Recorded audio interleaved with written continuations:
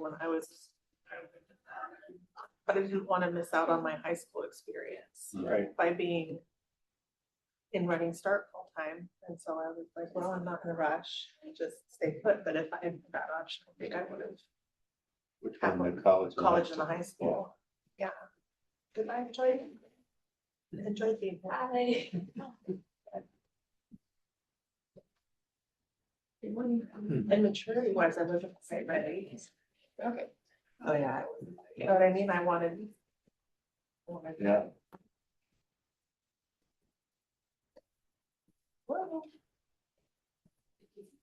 Good morning, it's 9 a.m. I'm going to call the January 23rd, 2026 school board meeting to order. We welcome everyone here and thank you for coming. Begin with the land acknowledgement. We would like to acknowledge that we gather on the ancestral homelands of the Coast Salish peoples, specifically the Nooksack tribe, who have lived in the Salish Sea Basin throughout San Juan Islands and North Cascades watershed from time immemorial. On behalf of everyone here, we want to express our deepest respect and gratitude for our Indigenous neighbors, the Nooksack tribe, for their enduring care and protection of our shared lands and waterways. Next up is the Pledge of Allegiance. I pledge allegiance to the flag of the United States of America and to the republic for which it stands, one nation, under God, indivisible, with liberty and justice for all. And next, we will approval of the agenda. Any changes to the agenda? Entertain a motion to approve the agenda as written. Motion to approve agenda as written. Second. All those in favor? Aye. Thank you. And next is Treaty Recognition Day. So I'm going to start with Na Ta'ashin. I don't know if I said that right. Welcome, and I'll have Jessica introduce our next guest. I'm actually going to stand up for this because I want to welcome our tribal members who are here. And I also want to pause and acknowledge why we're gathered a little bit differently today. We normally meet on Thursday evenings and we're here on a Friday morning. We're honored to welcome the members of the Nooksack Indian tribe to our board meeting in recognition of Treaty Day, which was yesterday, as we mark an important first for our district, which is observing Treaty Day on our calendar as a holiday. This year, we also display the Nooksack flag in this boardroom for the first time. Treaty Day is not a celebration created by schools or governments, and it's not about checking off a box. It's a reminder of the agreements that were made long before Washington was a state, agreements entered into in good faith that recognized rights that already existed and that continue today. Those treaties did not grant rights, they acknowledged them. For us as a school district, this moment is about learning, reflection, and responsibility. It is about recognizing that the land we live and work on has always been cared for, and that the treaty rights remain living commitments with real meaning for the present and for the future, especially for children and generations yet to come. Today, we are here first to listen. We are grateful to be joined by tribal leaders and community members who are willing to share their words, their perspectives, and their presence with us. We recognize that this is part of ongoing work, not a single moment, and we approach it with humility and respect. With that, I would like to welcome Zachary Williams, who will speak for the tribe, and I want to thank you for being here with us.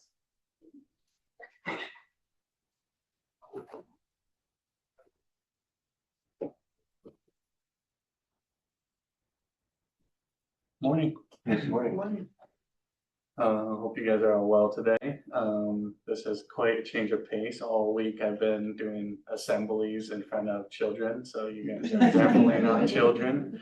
So I kind of got to revamp my words here. That was funny thing enough. I was trying to make jokes to appeal to them, and those jokes like you've heard 6, 7. I started referencing all these like YouTubers, and I even won the treaty rights protect our way of life, and one that being food. So I started talking about McDonald's, and they love that one a lot. But yeah, we just wanted to share with you our perspective on the treaty. because, you know, the treaty, like said, it's an agreement, and an acknowledgement between native nation and non-native nation. So, you know, as we all live here together and we all participate in this historic moment, which is very awesome, I just want to express my gratitude of all your hard work to put that flag up. That means a lot to us, and we just want to make sure you guys have an understanding of who we are, what that flag means, what that image on there represents. So before I go into it, I actually have one of our youth council members. We have our own tribal youth council. He's going to share some.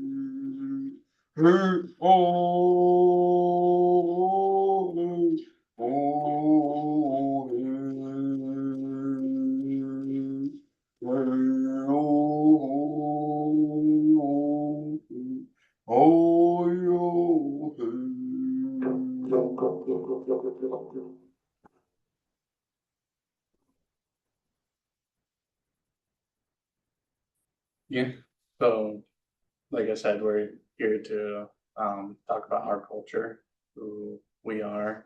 You know, this being sort of you know, symbolic in a sense. This is kind of like a ceremony.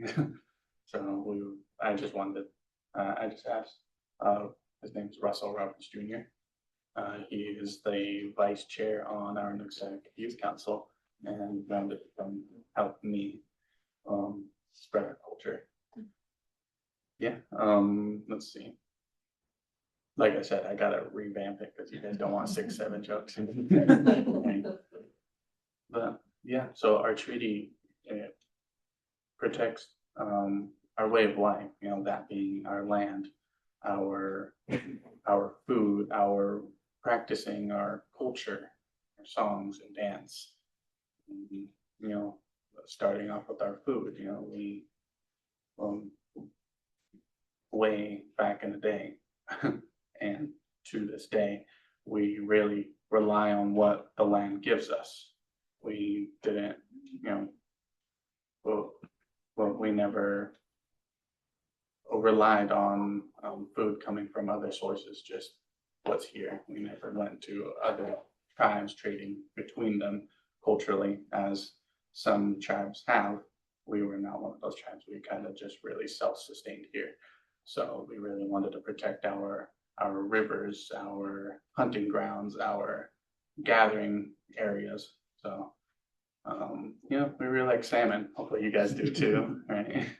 We really like salmon. I don't know if any of you guys are hunters or have had wild meat like that. We needed to protect our grounds for hunting, or at least for our deer to eat. And we needed to protect our berries because that's our candy. We love berries. We love blackberries, salmon berries, we love wild berry. I think blueberries. I don't know. Not fully educated yet, but I'm getting there myself. And this is actually helping me.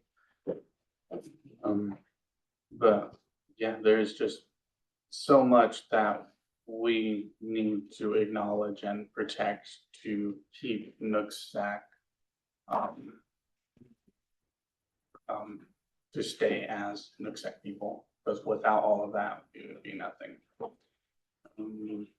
Yeah, so moving on to our flag, the image that represents is with them there. That shows our culture as well. I mean, you guys probably know what mountain that is. I mean, your school's named after it. Yeah. You could take a good guess. Mount Baker. And then right there is, us on the river, on the canoe.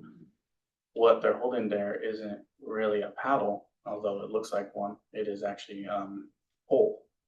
So what we would do is, what that person's doing, traveling upriver. We would travel up and down river in a canoe with a pole, pushing themselves up or pushing themselves down. That's our way of traveling. That was our way of, living. We didn't like walking everywhere. Who likes walking everywhere? It's a lot easier to, to utilize what the land has given us, utilize what the Creator has given us. Everything. So yeah, this is why we fight to be acknowledged, or we keep, wanting to be acknowledged and not pushed to the side. So, I'm gonna say thank you a lot to how much you guys are willing to be open to this idea of change to where we can come into the schools. You guys probably have heard of more of a presence of us, hopefully. I haven't been keeping tabs on that. I know our Nooksack way of life, the department has been coming in to be there for our students. Our culture department has been in talks with you, and our education department. Yeah, we are all part of this effort to make this collaboration more meaningful and effective, to help not just our students. Although I won't lie, that is our priority. We do like taking care of our own, right? And everyone does that.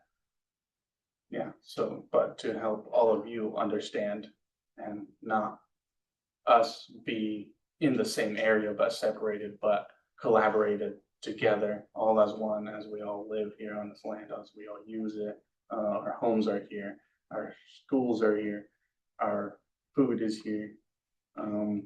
Where we can all go to Walmart together, where we can all just build together. Yeah, as I go into it is just for you guys to know, when you see our Native students that come across, even if they're not even Nooksack, you can understand them a little bit more and where they're coming from, why they may act the way they do. Hopefully it's good. Hopefully they're doing good. But yeah, it's because the generational trauma of this treaty, we really wanted to make an agreement, but I think we all know that throughout time, promises have been broken, people have been hurt, a lot of people died during this process. So, which is why this is so meaningful, because we get to both be part of the efforts to withhold the promises, and to honor it, to respect it, and again, work together for the future of our children and for us to be sustainable to the end of time. Yeah, Also, let's transition to talk more about our treaty rights as we have our Councilwoman Anna Brewer to come say a few words. Sure. Well, good morning. My name is Anna Brewer. I'm the vice chair of the tribe. I won't take too much time, but this is a momentous occasion, and the Nooksack tribe honors this, and we thank you for extending the grace in this, putting the flag up, and we just really value our partnership, and we hope that it continues to grow. I did want to share a little bit about myself. I'm a Mount Baker High School alumni, won state for golf in 2001. So it holds a really special place in my heart. And if we grow closer and stronger with any school, I would love to see that grow stronger with Mount Baker. Stu Gorski was hugely influential in my life. This school was, it shaped who I was. It taught me the leadership skills that I have today. And it's in our own backyard. So it's very significant to us. And we just hope to continue to strengthen this partnership and walk together as Nooksack grows, as we grow our economic development. It's going to change, Deming, and we really want to have open, close communication, and not just to uphold our students here, but to uphold the foundational relationship that Nooksack and Mount Baker High School have. So we deeply value this day, and thank you so much. Thank you to these two young men. They're exceptional, and I'm just so proud of you, and Nooksack's proud of you. So thank you so much, and we'll be seeing you a lot more, I think. Good. Thank you. Thank you. Thank you. So we have, we'd like to gift you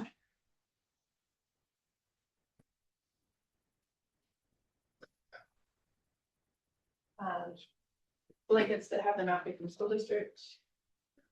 And just thank you for your time and thank you much.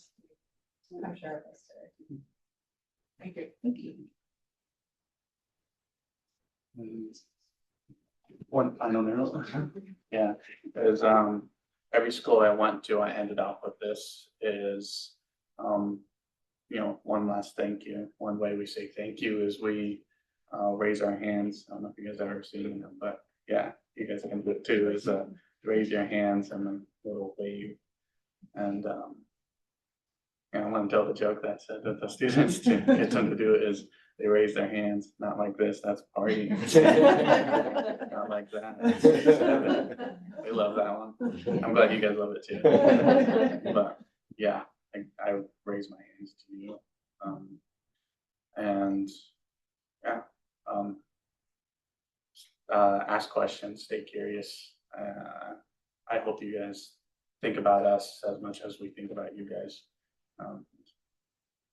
We're just gonna keep giving more and more information to help us represent more, and hopefully you guys can work with us to help increase representation in your schools. And with that, I'd like to say thank you. Thank you.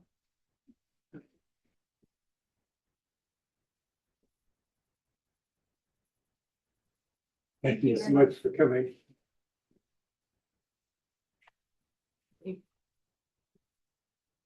Yeah, appreciate your work. I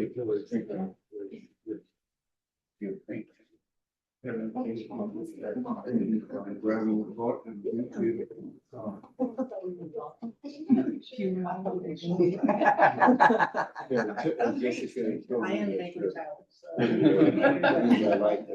Thank you. Especially at the old. I don't want to make it too serious. Yeah. Very. Yeah, it's too early. That's where you need to start that next. More, like elders into.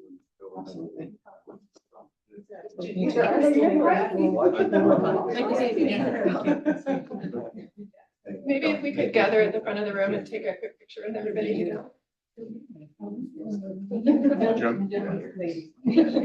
Thank you so much. Where are we going?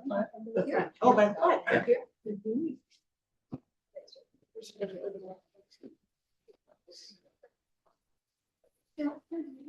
way. Doing that again. Oh, we're going this way. Okay. Usually We all- yeah, shorter. Okay. I don't want to block you. You're not blocking, you're not blocking, you're not. You're not hiding us. We gotta get a little more milk first. Are we all there? Yeah. Oh, there you There we go.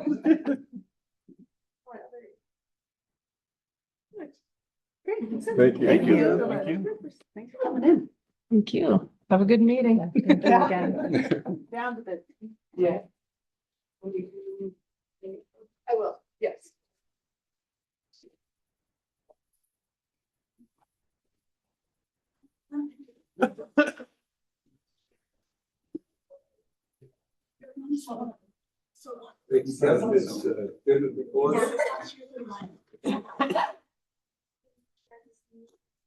So for good of the order, I just have a few items.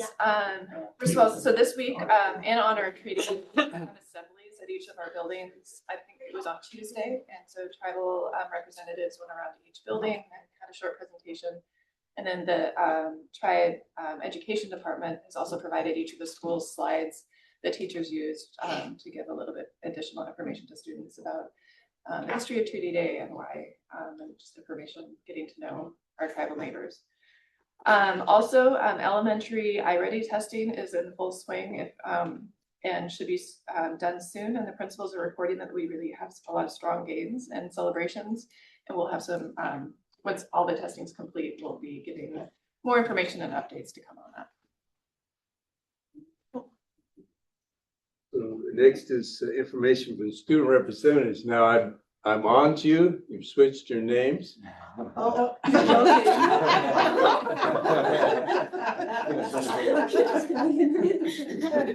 So I'll start with you, the actual leader. Thank you. Well, what we did recently was we sent out a survey to all students just saying, oh, hi, we're your student reps. If you have any questions, concerns, anything you want us to bring up here, or anything you want us to like, oh, we'll find an answer and then we'll get back to you. We sent that out and luckily we've gotten actually a lot of responses considering how active kids are usually with their email. And so usually it's honestly like a lot of stuff that you'll hear on the daily, like, oh, bathroom situations and stuff like that. I think that was a big one. We also got responses from Native students for interest in a class about Native Americans, simply because obviously kids want to see themselves represented in their education and such. Mhm.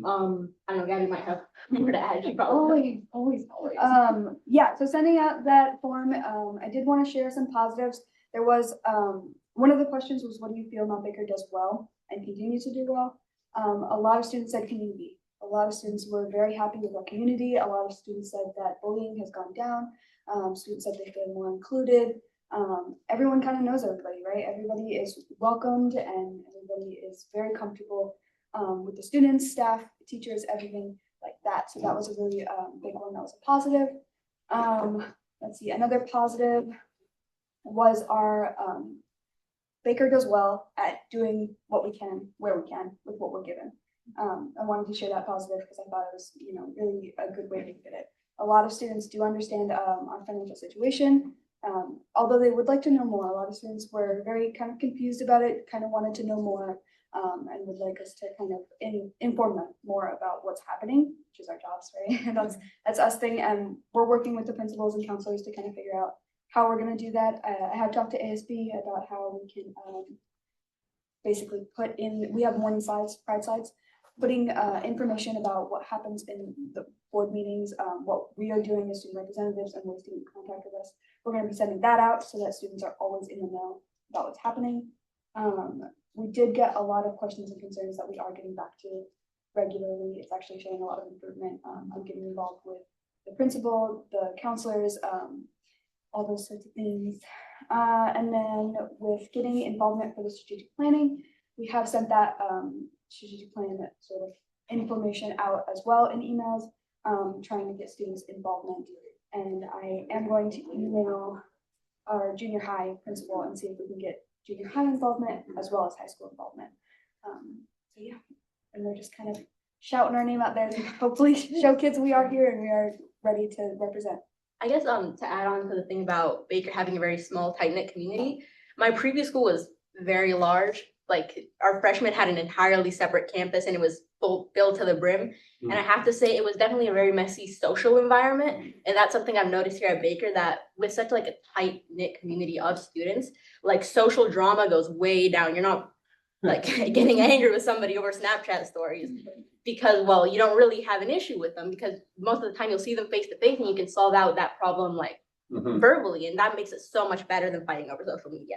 So I definitely say that's one of the very big positives about being here at Baker. So just wanted to share that, yes, there are some very big positives that we're seeing. A lot of people are very understanding of the situation, and we just, all they need is a little bit more information. So we are working towards that. Thank you. That's Thank you very much. Yeah, I'm glad you're starting to get responses back for your survey there. That makes that a good two-way street there.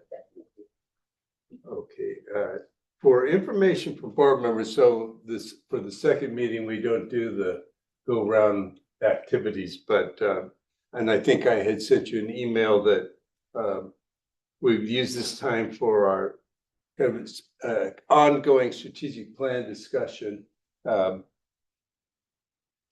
And what I'd like to do is start out with an update from you, Jessica, as to, you know, the activities to date. I know you've had a chance to meet with staff and students, and catch us up on what you've. Okay. So I've been using this graphic to illustrate the different types of groups of people who will be working on the strategic plan, and the placement of community feedback and student data in the center is very intentional because all the work that we're doing is revolving around that information. So the process so far, we have 157 responses on the online survey. We need more. And so we're doing a big push with students. They're going to be given the opportunity in their either base camp or Pride classes, I think the first week in February, which is good because we are going to close that survey on February 4th. And in the staff newsletter this morning, again, just asking staff, please share this link with family. Please share the links with neighbors. We really need to make sure that we're hearing from enough voices as we build this plan. So the listening sessions happened last week, and within that we had about 50 staff members who took part, about 30 students, and then only 4 outside community members, but the board was here, and it was a really good conversation around just some of the observations and recognition of the good and the things that we need to work on in our district. And I don't want to steal the thunder at all from that, from those listening sessions. And I don't, what I mean by that is the work of synthesizing that information is the steering team. So I'm trying to be very careful that I'm not putting my voice or my interpretation on this data, but I did want to give the board and the community just a sneak peek at some of the emerging themes that I'm seeing. So in that, out of those listening sessions last week, one of the top themes that came out was relationships and community. And we just heard that from our student reps as well, confirming that. So the strong relationships between staff and students, we have a tight-knit, multi-generational community. Teachers are staying because they want to be here. Our schools are the center of our community. Students help each other regularly, and there's pride in being Mount Baker people. And I believe this is really our district's competitive advantage, and it shows up more than any other program or structure in terms of the feedback that we've gotten so far. On the flip side, enrollment and funding anxiety are dominating our system in terms of what we're talking about as concerns. So declining enrollment means less funding, which means fewer staff, which means larger class sizes. We had a staff member who was talking about this being a season of less, and we need to figure out how to shift to getting to a season of more.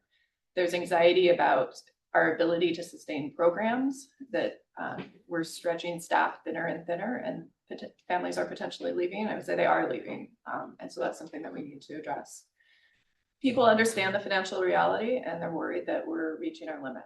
And I'm hopeful that through, not that there's going to be any magic fixes through the strategic planning process, but it's going to help us identify where to focus our time and energy to start building back.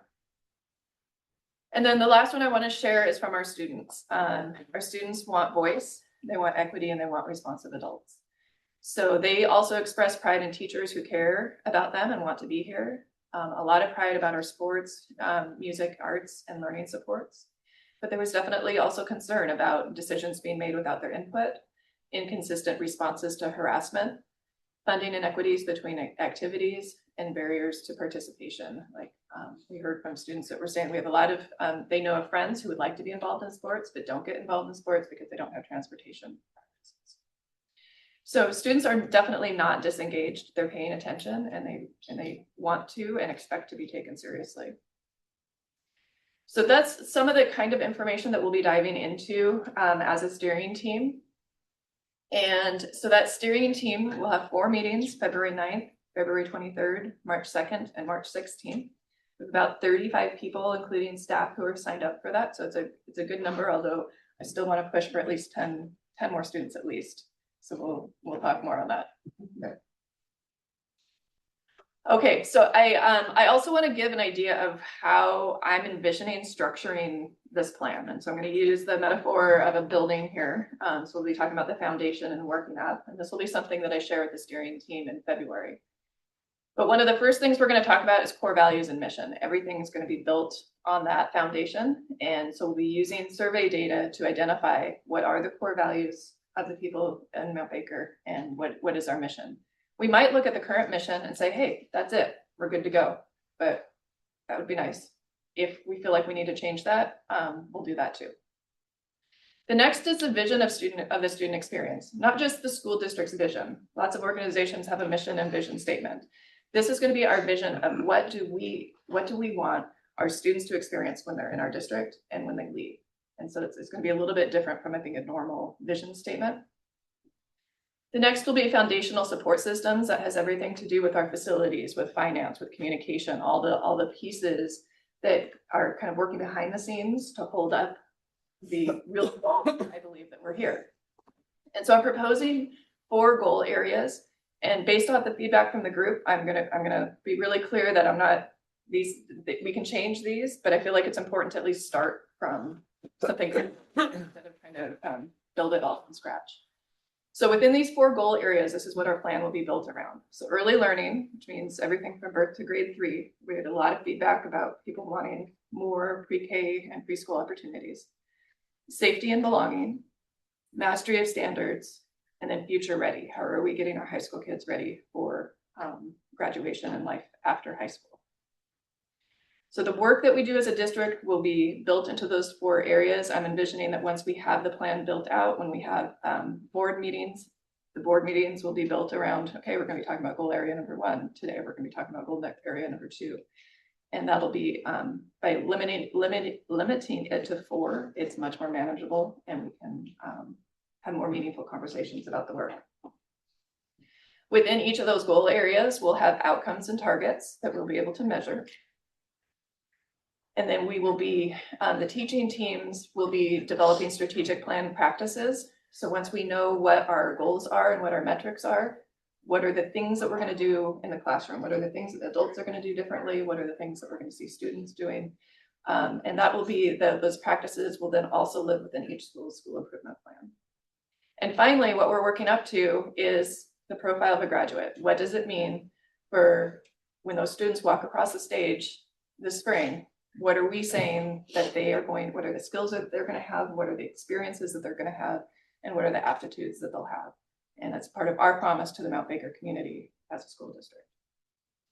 So it's a lot of work, but it's very organized and it'll be very structured. And when we start meeting together as a steering team, the first couple meetings will really focus there at the bottom, the core values, mission, vision. And then the steering team will also be heavily involved in developing that profile of a graduate. We have 2 other teams that'll be working, our core planning team and our instructional leadership teams. They're going to do the heavy lifting when it comes to those outcomes, targets, and plan practices, with the steering team being able to give input on that.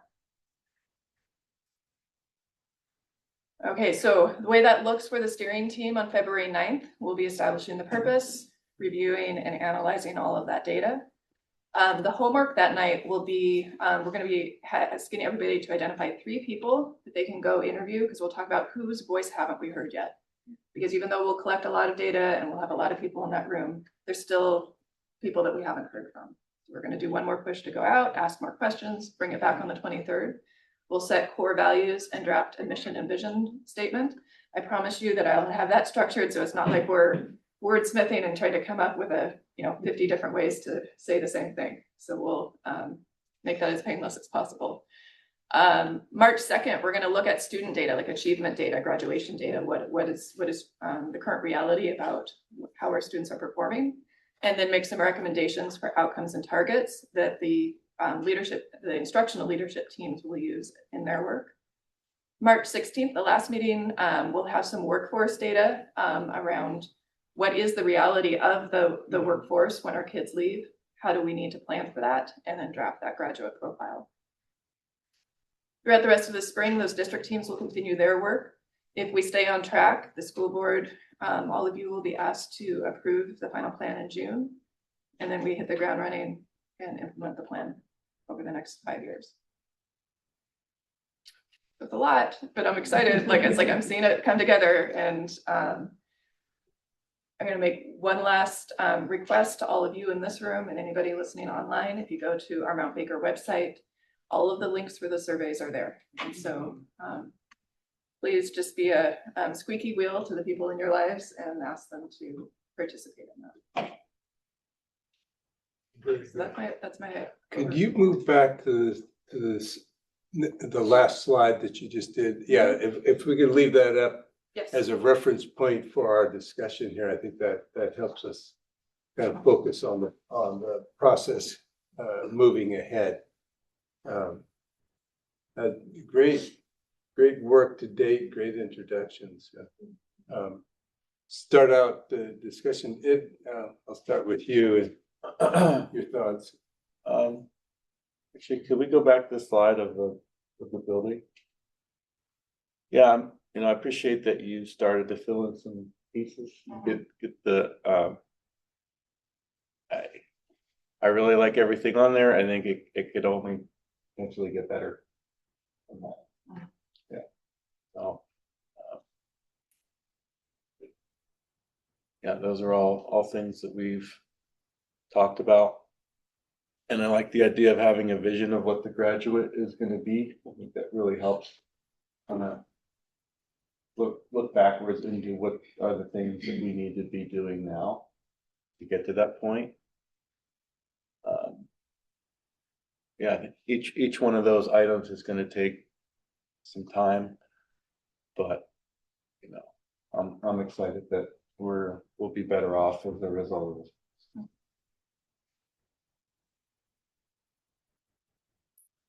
Yeah, thank you. This looks great. I liked having marking points, like where we're going to be, what we're going to do, and what to expect. So like the expectations are laid out and they're very clear and very direct and super easy to understand. I think I love the profile of a graduate. I think that's my favorite thing about graduation is hearing what all of the students are going to do. And I just always find myself saying like, ooh, okay, or like get after it. So I think that's awesome. I'm looking forward to attending these and seeing what people have to say. I've never done anything like that. So I appreciate all of the work that's gone into it so far to make it like this is exactly what I need, because I just need to know, what do you need from me? Where am I supposed to be? And what are we going to talk about? So, thanks. Sorry, I had one other concern about. We can, I think, so we've our policy will be, is that you two have the last word. I thought So, that was you. Huh? I thought you were the one that got the last word. I used to be. Oh, gotcha. I've been sort of pushed off my pedestal. Can I ask a question now? So we had some community members come here. We had 4. I think we would have, it was great feedback. We would have liked to be more.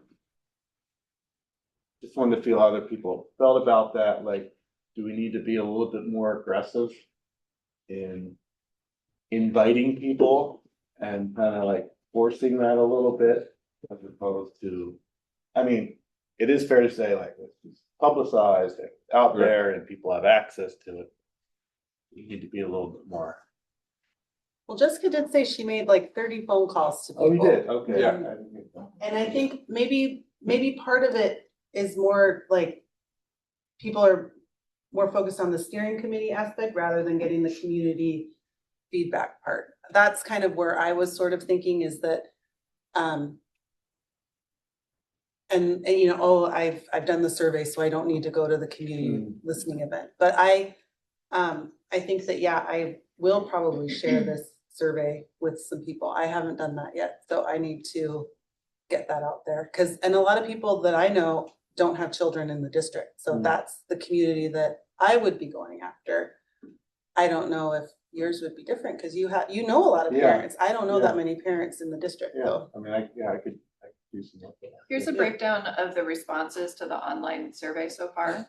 So I do want to give kudos to the students because I think the last time when we looked at this a couple of weeks ago, that was only like 30 or 40 students and they're up to 71 now. And I know within a couple of weeks, that's probably going to triple. So that'll be fantastic.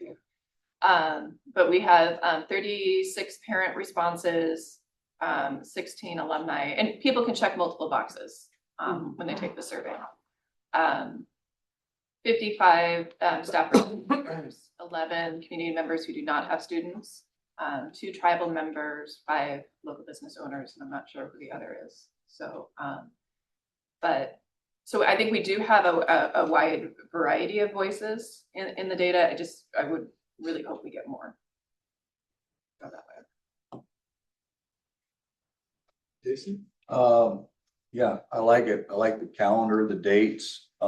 I like the 4 goals because I think it makes it manageable and also makes it moving forward, something it's easier to use. You kind of have that goal set. It makes it a lot easier. So I think that's good. Yeah, I think moving forward, it's going to be fun. I think, yeah, we only had 4 community. We did hear some of their people, like some people are burnout. They've been doing it for years. Kind of,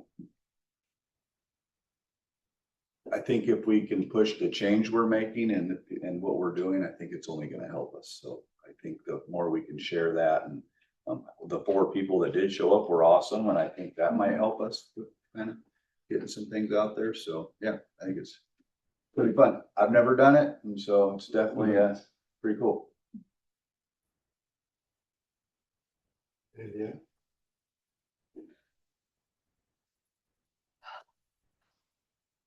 I love seeing the mapped out plan of where we're going. Can we go back to the house slide for just a second there? Maybe. Well, and I can just start saying too, I love that the profile of the graduate is sort of the capstone of where we're headed. And like Ed said, that then we can look back to try to decide how we're going to meet that goal.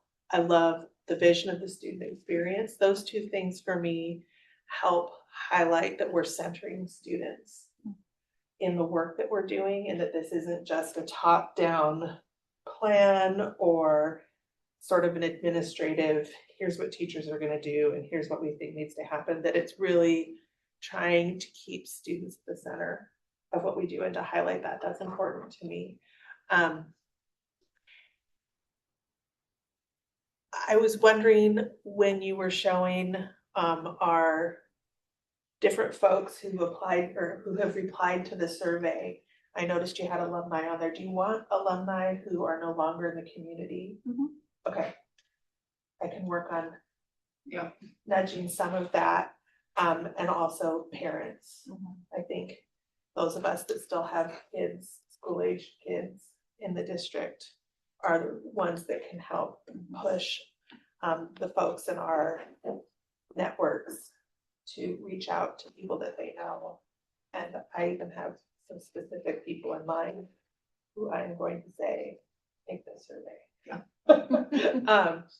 I'm really excited about this work. And then I also just wanted to say too, Jessica, this is such an exciting thing to see as our new superintendent, taking the lead on this in a way that's helping to organize us and move us through without being very mindful that you're not steering it, that you're letting the whole group come together and do that work. And I think that it's a really great opportunity for our students and our staff and our community to see your leadership style right out the gate.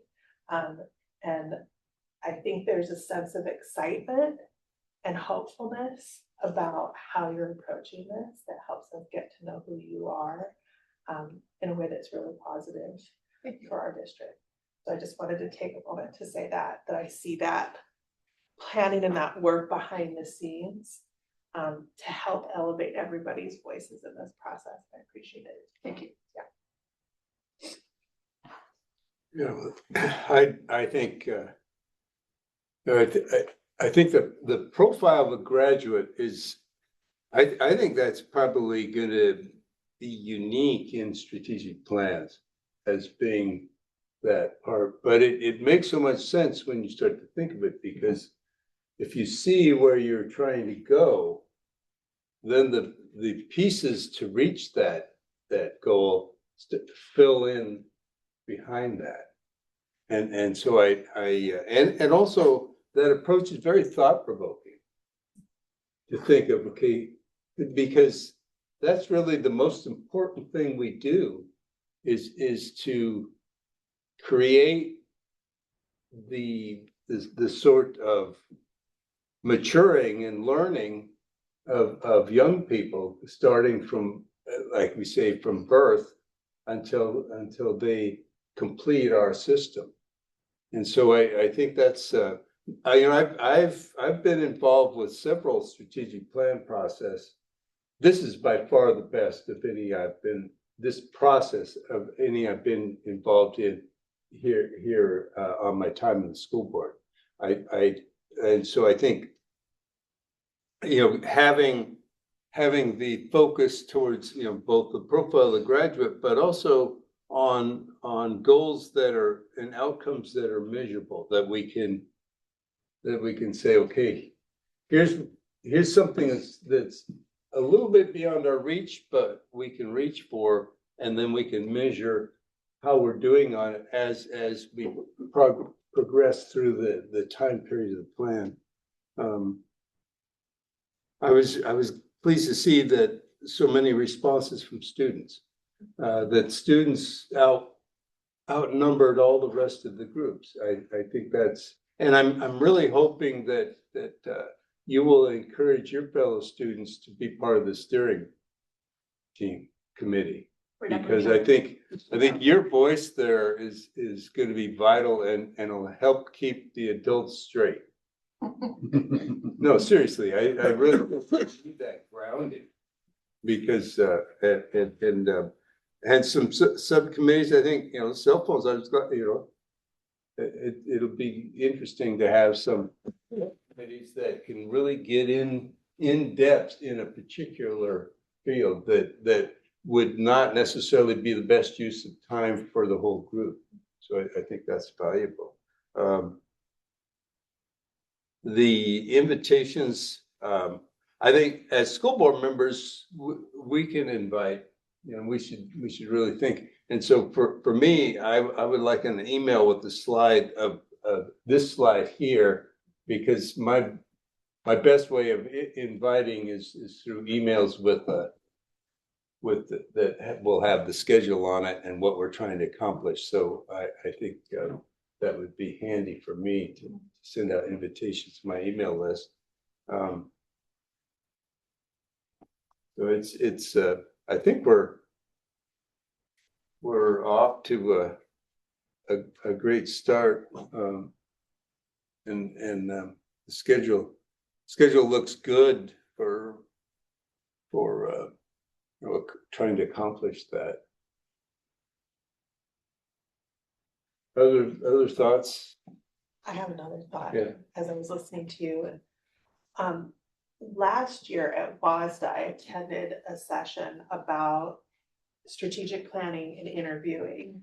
And you had mentioned that was something you wanted to do. And they had talked about the importance of reaching out to people who wouldn't necessarily take a survey. And you're nodding as in, yes, that's part of the plan there. And one of the things that they talked about was specifically reaching out to folks who have felt that the current way that our district operates isn't working for them. And that those folks need to be invited and listened to. And that there's even some training that you can do to help people learn how to listen and draw people out so that they feel safe sharing that information. Because when you feel like the district hasn't been listening to you, you might be less comfortable being candid, but that candid feedback about places that we've let people down is really valuable for building a strong strategic plan that can make those adjustments moving forward in the future. So I was really glad to hear that you were thinking about interviewing. I mean, I can talk with you more Okay. About some of that. Yeah, I'd love to see what resources you got from there. Okay. My plan so far, so within the design thinking process, there's something called empathy interviews. And so that's, and there's a process for that. And so each person at the steering team will lead with kind of directions about how to do that. And if I just, while I'm recalling, I believe it was Bellevue, one of the districts in the school district, Bellevue School District, that had implemented that approach in their recent strategic planning process, and had really good results with it. Of course, they paid a lot of money to an outside consultant to come in and help lead them with those interviews, but. Well, I want to be really transparent that everything that you've seen today, like we're standing on the shoulders of the districts that have paid those consultants. And so when we do our steering team, I'll be showing you examples from those other districts. And when we were at WASDA this last time, a few of us went and saw the presentation from the Klamath School District.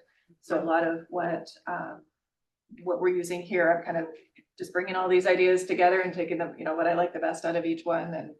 And so we're benefiting from the work of districts across our state. I have one more comment, I'm sorry, but it's just that profile of a graduate, and you've talked, our student reps have talked, we're getting feedback that this tight-knit community is one of our big assets. Russ, you have mentioned many times over the years in board meetings, the reputation that our students have out in the community, in the workforce, that they're a Baker graduate, and that means something about the work ethic that they bring to the table. And I feel like that profile of a graduate in a way is tapping into that strength that's already there, that sense of we know who we are, we know where we're from, we know what we value, and we bring that reputation with us when we go out into the world. I just wanted to call that out because I feel like I've heard that theme show up in different iterations, not just since we've talked about strategic planning, but for quite a long time. And so if we can leverage that as we're thinking about that profile, that's a meaningful part of our identity and who our graduates are when they go out into the world. Other things?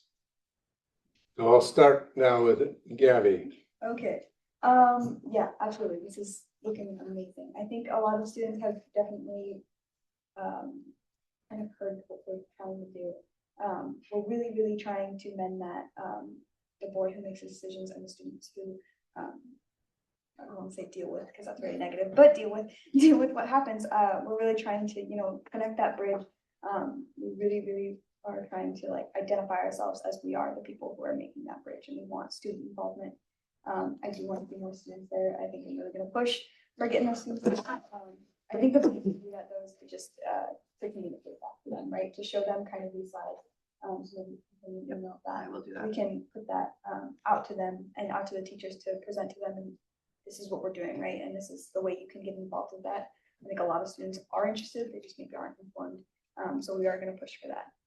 I do love seeing the student voice in this. I think that's going to be amazing for the students to kind of see that we are pushing for more student voice. Yeah, that's great. I'd say, I guess, just how many of you said, the profile of a graduate, I'd say is honestly the thing that stands out the most, because I mean, for everybody, high school are pretty formative years, and usually either fall into one camp or oh, high school was some of the greatest years of my life, or they were not very great, And so I think that it's really great to have that profile of a graduate or like the vision of a student experience, because that way we can make sure that a high school experience is very much positive and that hopefully they'll take that like positivity like with them along their entire life. Because really that's what high school does, you know, it hopefully prepares you for everything that you're gonna face later. And so like I think that profile of a graduate is great because you want to send people out into the world prepared, better over prepared than under prepared, I guess. So I think that's really great. Well, thank you. I'm very pleased with the work so far and look forward to the steering committee meetings. Public comments, information in the public. No one's.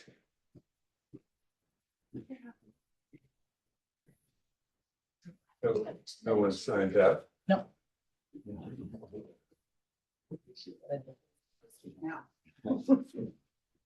Okay, next is consent agenda and Yeah, I just wanted to take a minute to say that I need to disclose that one of the items on the consent agenda involves my employer. So there's a potential conflict of interest for me, so I'm gonna abstain okay. from this vote. So Tammy, if we note that for the minutes. With that, entertain a motion to approve the consent agenda. Motion to approve consent agenda? Second? All those in favor? Aye.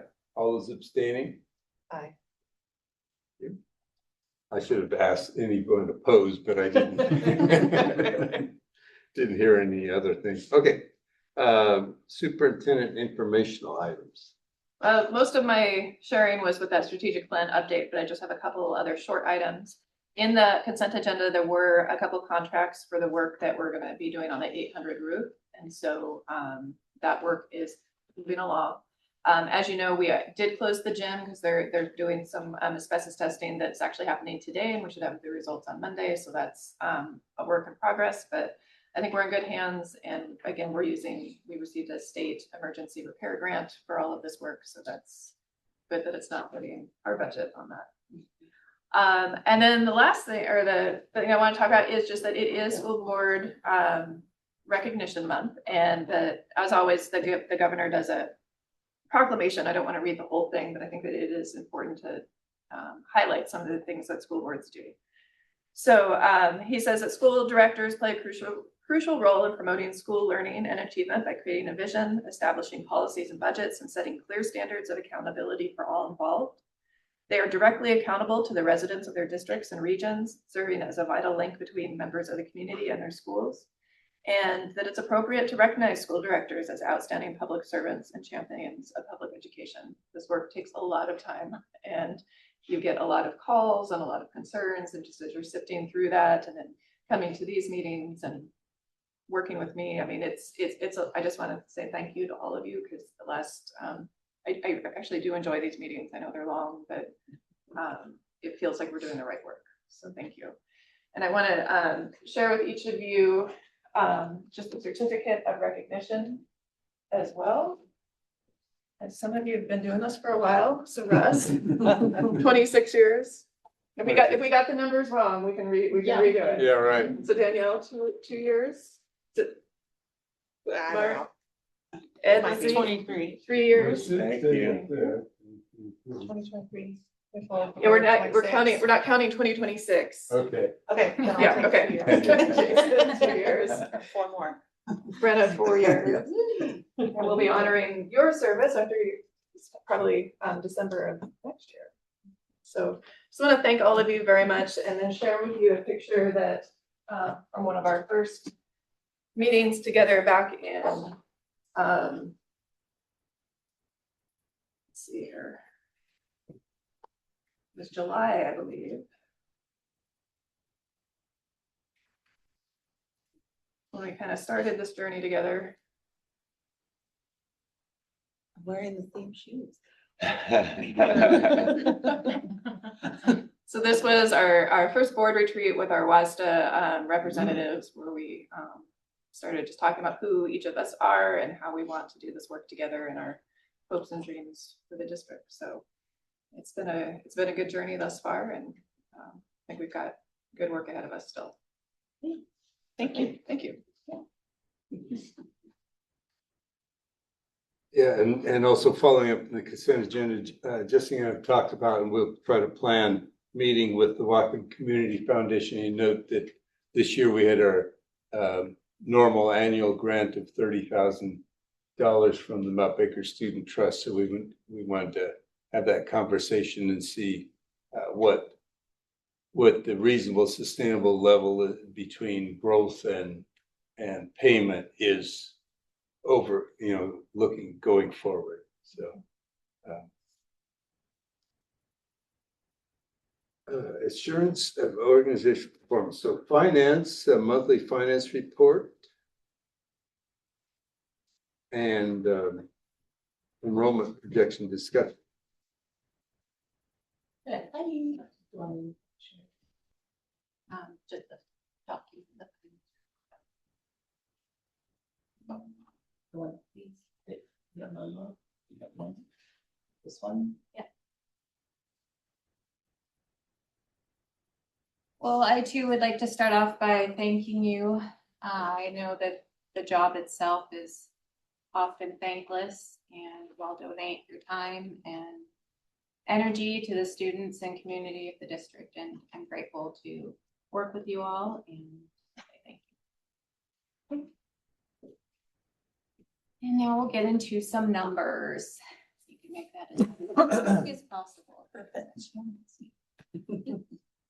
We will start off with our December enrollment. We are looking at an annual enrollment of 1435.67, a total enrollment of 1494 when we include Running Start and Open Doors. Again, this is below our budgeted enrollment of 1520, as we know. Unfortunately, the number continues to decline. We will start focusing more on AAFTE, which is the annual enrollment. That is the number that really drives our funding. So I'm going to try to focus on an annual number as opposed to actuals moving forward. Below is our P223 report that is submitted to OSPI. And it just have the numbers that I mentioned. Our general fund December revenues were 2.473. Our general fund expenditures were 2.571. I would like those numbers to be flipped around a little bit and have more revenue than expenditures, but that is where we were at. Our year-to-date general fund expenditures are 10.918, and this represents 32% of our budgeted appropriations. Additionally, we have encumbered 20.8, and that represents about 92% of our budgeted appropriations. So going back to the 92%, then the encumbrance then would reflect the salaries for the rest of the school year. Salaries and other things of Yeah, of that salaries nature. and any purchase orders that are currently in place for annual purchase orders that are Okay. open for throughout the year. So that number's projected to be spent. So the 8% that's budgeted that's not represented by the encumbrance, what are some of the things that would fall under that category? Well, we would hope to retain that, and that would be added to our fund balance at the end of the year and not be spent. But there are things that are in budgets that haven't been encumbered. It would also be, or yeah, I'm not sure what they are specifically. They would fall into different programs and expenditure object codes. We can look at those more individually. I added a cash flow chart that might speak to that a little bit more. You mean the difference between the 92% and 100% is where you're going with that question, So right? we can't expect it to fall in the category of fund balance. Some of it. Well, we could if our expenditures are less than what we budgeted for. Okay. Thank you.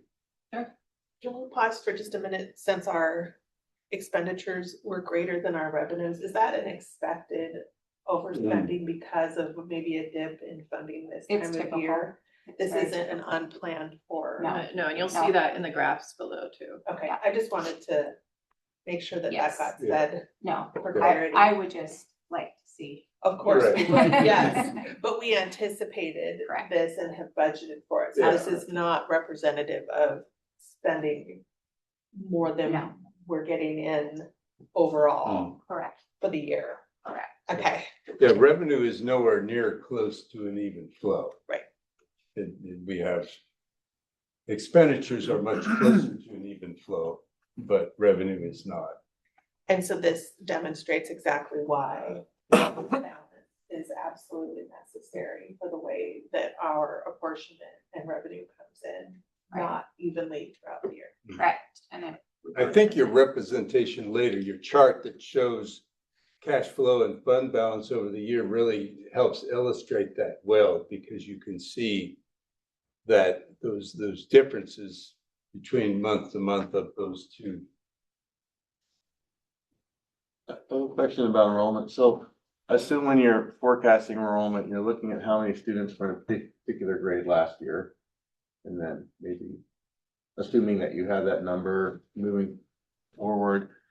And I know our enrollment's down, but how granular is that? Like, do we know like the level of specific grades that are lower, or is it just kind of evenly dispersed over K through 12?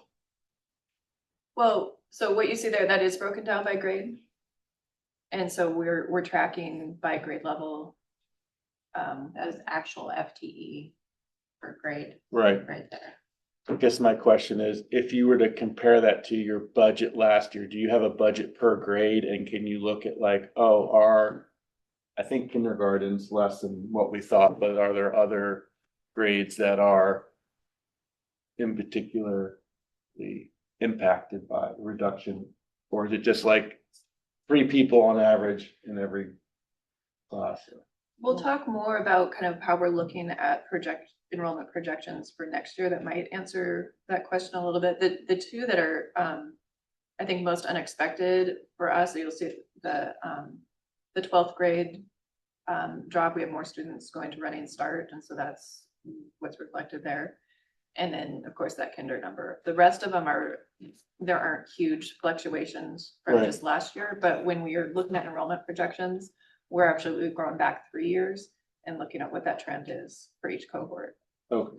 So And it's also in the F-195, our actual budget, that's where you can see the grade budgeted numbers versus actuals. okay. So So maybe we have do a more students comparison. going into Running Start than previous years. Correct.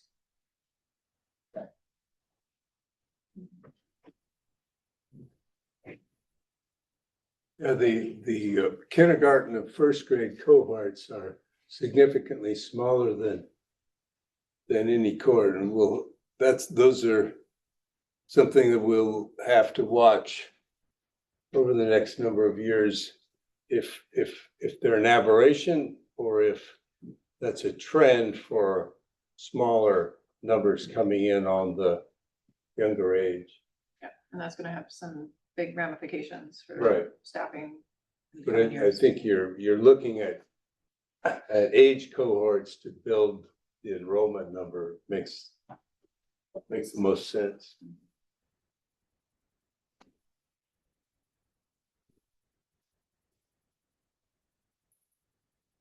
Okay, the other funds, there are no significant changes. Capital projects fund sits at 2.8 million. Debt service remains at 1,300.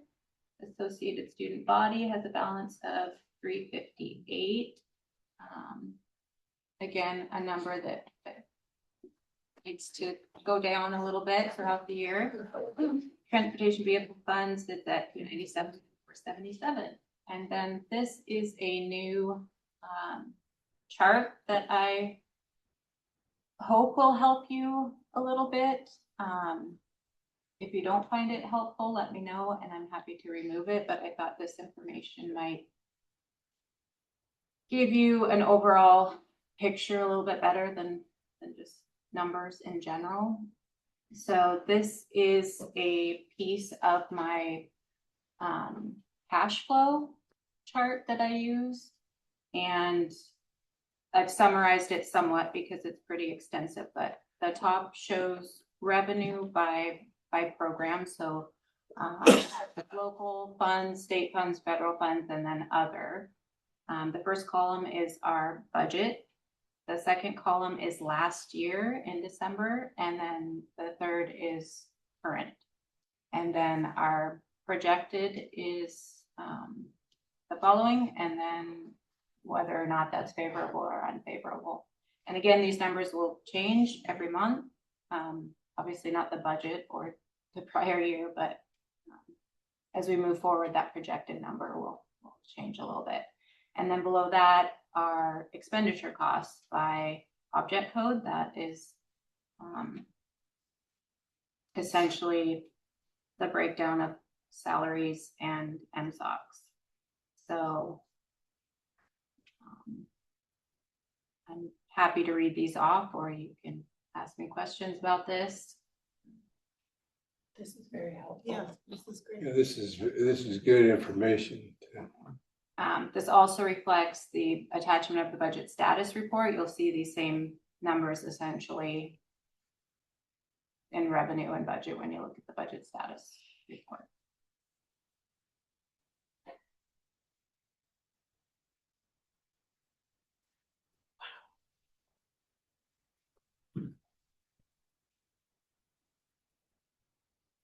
Any questions? So am I reading the numbers right? This is saying that what we spent in last school year for salaries, benefits, supplies, all of it isn't more this year Correct. than last year, That is true. but that we have lost state and federal funding. Am I reading that? Not necessarily that we've lost it. Yeah, got it. It may just be that it hasn't come in yet. Got That it. includes, so the other, the up top there, the other revenue is our grants. So that's the importance of getting grants processed and getting those funds in as every month as quick as we can, because we have those expenditures. But if we're not getting our grant revenue, then there's going to be a gap there. So for the state and federal, by this time last year, we had more. Well, it just depends on what the grant allocation is. Okay, So it's not exactly the same every year, depending on what grants we've applied for, what we've got, and how much they are. So it's not a great comparison dollar for dollar. It would Okay. depend on what the grants actually were overall, but you can see that it was, I mean, we'll look at this again at the end of the year and compare it to our budget, and that's the important number. But as a comparison, I think expenditures are probably a little bit more accurate as far as a reflection from last year to this year. Which I think we're doing pretty well considering. what you think about Yeah, inflation expenditures are and- essentially more this year, but we're holding the line pretty well on what necessities versus wants at this point. And that shows that very clearly.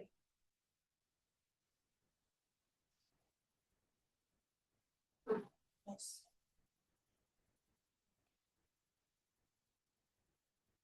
Okay. And then this last piece, I just wanted to explain again, the difference between cash flow and the budget status report. They are kind of one and the same, but not. A budget status report shows whether or not the district is spending within the board approved budget. It compares the budget to actual expenditures, and it can't go negative. So last year when we had to do a budget revision, that's because it looked like we might go negative, and you can't have a negative budget status. Or cash flow, on the other hand, shows actuals when cash is received and when it's paid throughout the year. It goes up and down, just like your checkbook. It reflects timing differences between payroll, invoices, and revenues. It may show negative during certain months. It's hopefully temporary, especially in the spring and summer, which in June, our cash flow chart shows a negative balance. However, that's generally managed through a cash flow process, which can either be a loan from another fund, which we will talk about at our next board meeting, or a loan essentially from the county treasurer. And it's common. It doesn't necessarily mean there's a deficit in your overall cash flow as long as you remain positive by the end of the fiscal year. Yeah, I think your point here, the borrowing from from capital projects is an important one that I meet with school board members and superintendents from other districts to go over their capital projects plans and how they can manage those. And I think that's another argument in favor of trying to convince your voters of a capital projects levy, because it serves as you can fund your capital projects, but it serves as just another account that you could prevent that going under the negative. It augments the fund balance on a monthly basis. Would you say though that ideally your fund balance is high enough that you don't need to borrow from capital projects? Is that a more typical ideal approach? Absolutely. Okay. But those months are low also due to apportionment. We aren't funded equal amounts every single month. So in June, we only get 6% of our overall apportionment compared to 12 in some months. So it's extremely low on top of everything else that's happening in those summer months. So kind of plan for that and make sure that we have a plan. I think it's really important that we're transparent about that fund balance and what it's for. I know that sometimes staff, for instance, can be concerned, like, why are we building this fund balance but not increasing staff salaries, right? And I think this is an important point to note, that we have to have enough in the quote unquote savings account to cover those lower revenue months, and that it's not that the district is hoarding money at the expense of awarding our staff what they deserve, but that this is about making sure that we can write checks throughout the year, right, without having to salaries borrow from other places. Yeah. And we have to keep in mind also that salaries are 85% of our entire budget. So our fund balance doesn't cover a month's salary. So I'm hoping that because of our past financial difficulties, we can build some, I don't know, strength around this idea of having a healthy fund balance. good things come from having a healthy fund balance. But I think that conversation needs to happen repeatedly and explain again and again, because as we're having to make tough decisions about daily things, like we can't afford supplies or pencils in the classroom or whatever it is that people are seeing, it's hard to see a big number of a fund balance and say, but look, there's $1 million there. But that money, in a way, is spoken for to cover salaries, for instance, in months when we don't get as much revenue in from our portion, because it doesn't come in evenly. So I just taking a moment to call that out. I think we get that in this room, but for folks who might be watching or watch this recording later, I think it's an important point to make, because there's still a lot of pain points around being in that time of less. Well, if we'd had a bigger fund balance prior to going into binding conditions, we wouldn't have gone into binding conditions. We've dipped down pretty low anyway, but we could have stayed in a positive if our fund balance had been that much higher. And you're still carrying on with your expenditures and your revenue apart from the fund balance. Are we anticipating this school year we'll need to borrow from capital projects or the county treasurer? Well, I think we'll be able to talk about that as we go further Okay. down, because there's a graph on that. Okay.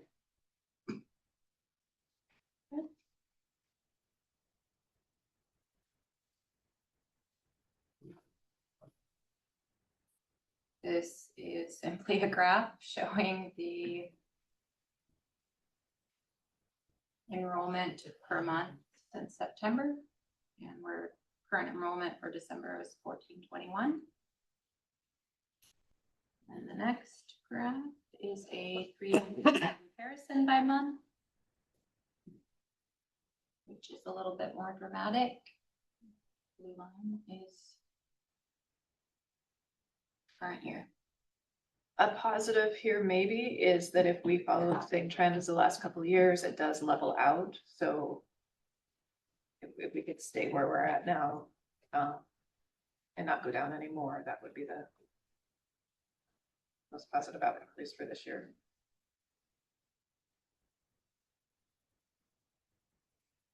It's sometimes hard to tell Otherwise, in a graph, but I recall in past years in board meetings, and correct me if I'm wrong, if you all remember differently, but being told that it is not uncommon for our enrollment to take a gradual dip between September and January. It looks like maybe we're in a little bit steeper dip than other years, but that trend isn't unusual for our district. Is that, do you all remember? Probably trying to make us feel better. I don't know, maybe. I remember. You remember that, Ed? Okay. It's kind of discouraging because we went so conservative on Right. looking at that last year, and now it wasn't enough. No, it is discouraging, but I guess I'm pointing out that is a trend that we've seen, Yeah. even when our overall enrollment is higher, that we tend to lose a few students in the first few months, and then it usually evens out. Yeah, I think though it's more towards the latter part, and you can see that in the other two Yeah. years there, that slow drop is towards the latter the latter part of the school year. This is Steeper. unusual here where it's just going down here in the first part. So I think getting, the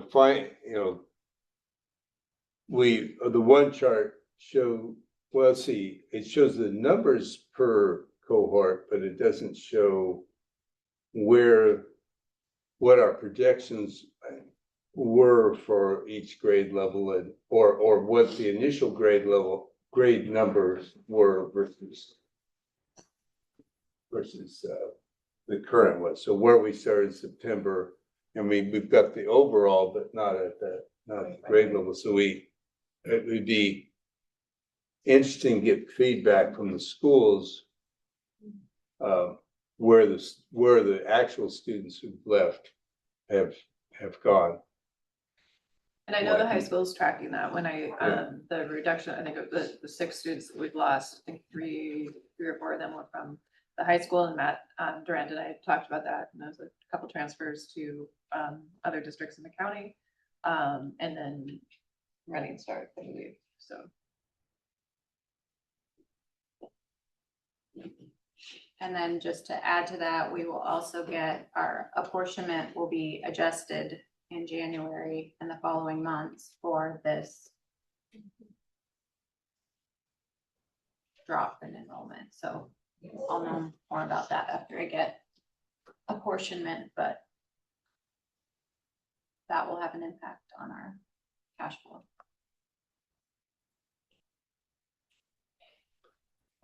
Questions or comments from Gabby or Lita? Not really. What I could Try and make sense of all of it and figure out. I what- think over a period of a few months, you'll start to see the patterns and understand that better. Maybe just making sure we're looking at that and finding ways to communicate that to students.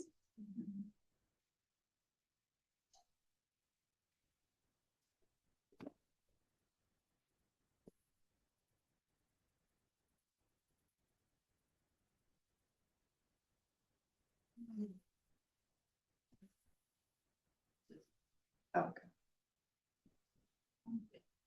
So this is just, again, helping us track past general fund balances by month.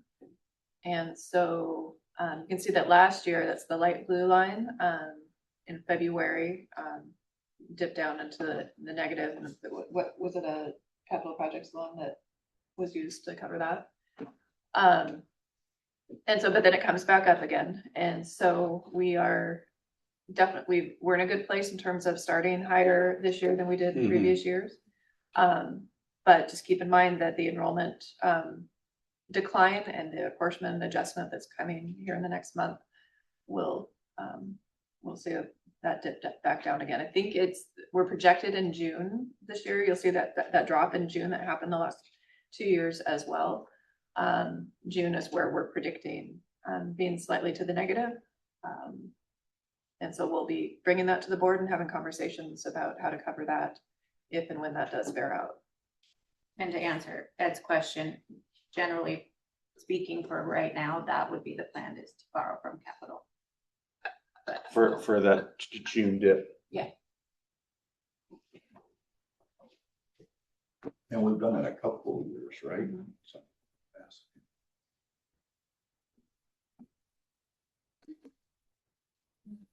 And then the last slide shows the 25-26 revenue and expenditure comparison. So, expenses in orange and revenue in blue. And again, October and April are tax time, so that's why the number revenue is generally higher.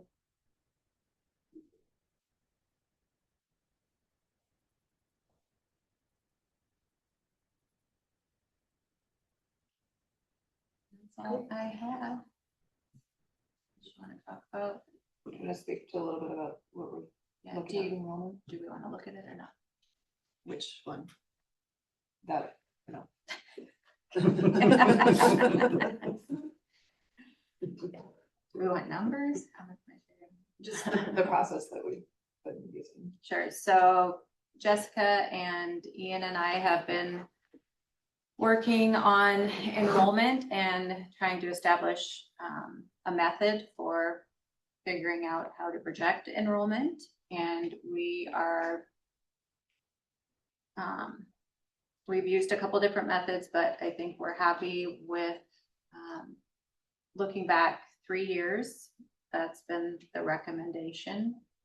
And we're looking at cohorts. So the ratio of students that carry over year after year. I will say that the number is down, as we would expect if we budget conservatively, which I would recommend doing.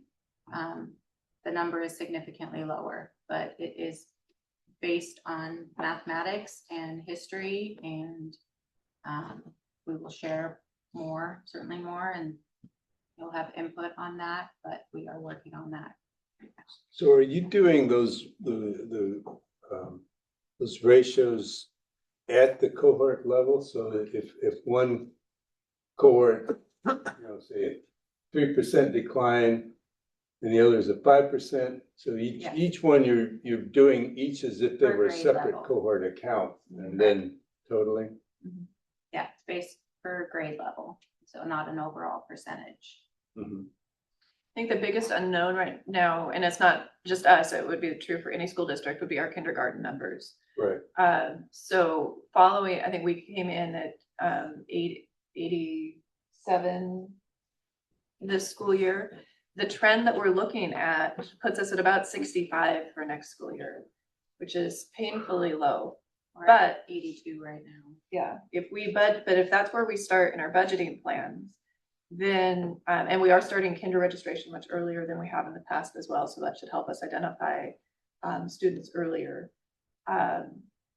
Then comes, August, September, if more kids show up, we'll adjust and we'll add staff, we'll add sections, but we want to start budgeting for the lowest end of things.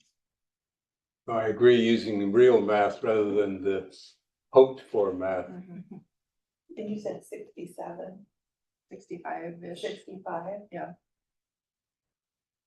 And what's hard about that is you think about that, we have 3 elementary schools, and so that's 65 kinders spread across 3 schools. So And you want to try to meet that below 17 per class number to get the K3, yeah, and so we're still, that calculation includes kinder, first, second, and third, and it's not just classroom teachers, it's also the other certificated staff that are supporting those students. Yeah. Factors into that calculation.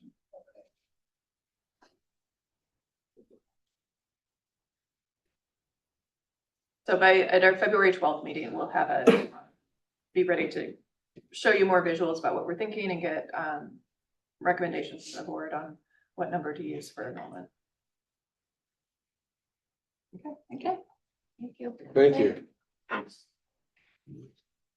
Next up is special education program and funding overview. Ian?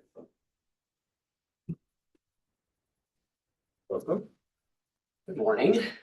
For those of you who don't know me, I'm Ian Linterman. I'm the Student Services Director in the district. So I'm responsible for most of the supplemental programs that support students throughout our district. So what I was hoping to do today was run through the world of special education funding. Somewhat complex topic, but I'm going to attempt to pack all this into about a 15-minute presentation. Feel free to ask questions along the way. I'll answer the ones that I can, not the ones that I might have to go back and get more information on if you want. Sandy. Tammy. There we go. I'm not sure how that came out. Go ahead and thank you. So our areas of focus today, we're going to talk about special education funding. We're going to talk about safety net, which also is linked to special education funding. And then a few minutes on kind of where we're headed in terms of special education systems of support as we move forward as a district. First topic, Washington State funding model. Go ahead. So before we get started, I do feel it's important to we need to stop and acknowledge some things related to the history of public education the past 70 years. And it's important to note that in the world of special education, 1975 is a really big year. That's when Public Law 94-142 was enacted by Congress. And what that basically did was acknowledge that every student has a right to a free and appropriate public education.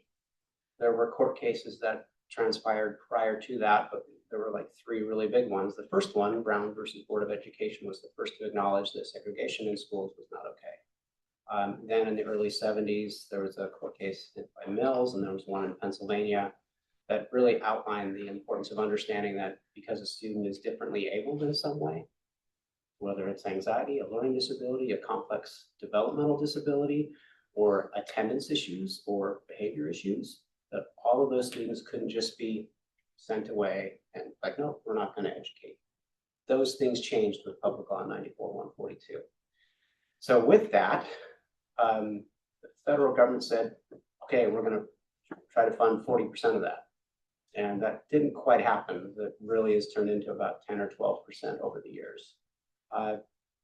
And so Washington State had to figure out how we're going to fund special education. So between 79 and 1995, federal funding, or excuse me, state funding was based on the type of disability that you were identified to have.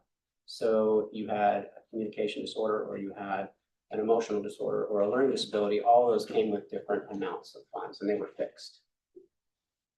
In 10 years, it was clear the state was identifying there were some challenges with that, with over-identification and so forth, especially those categories that helped you receive more money.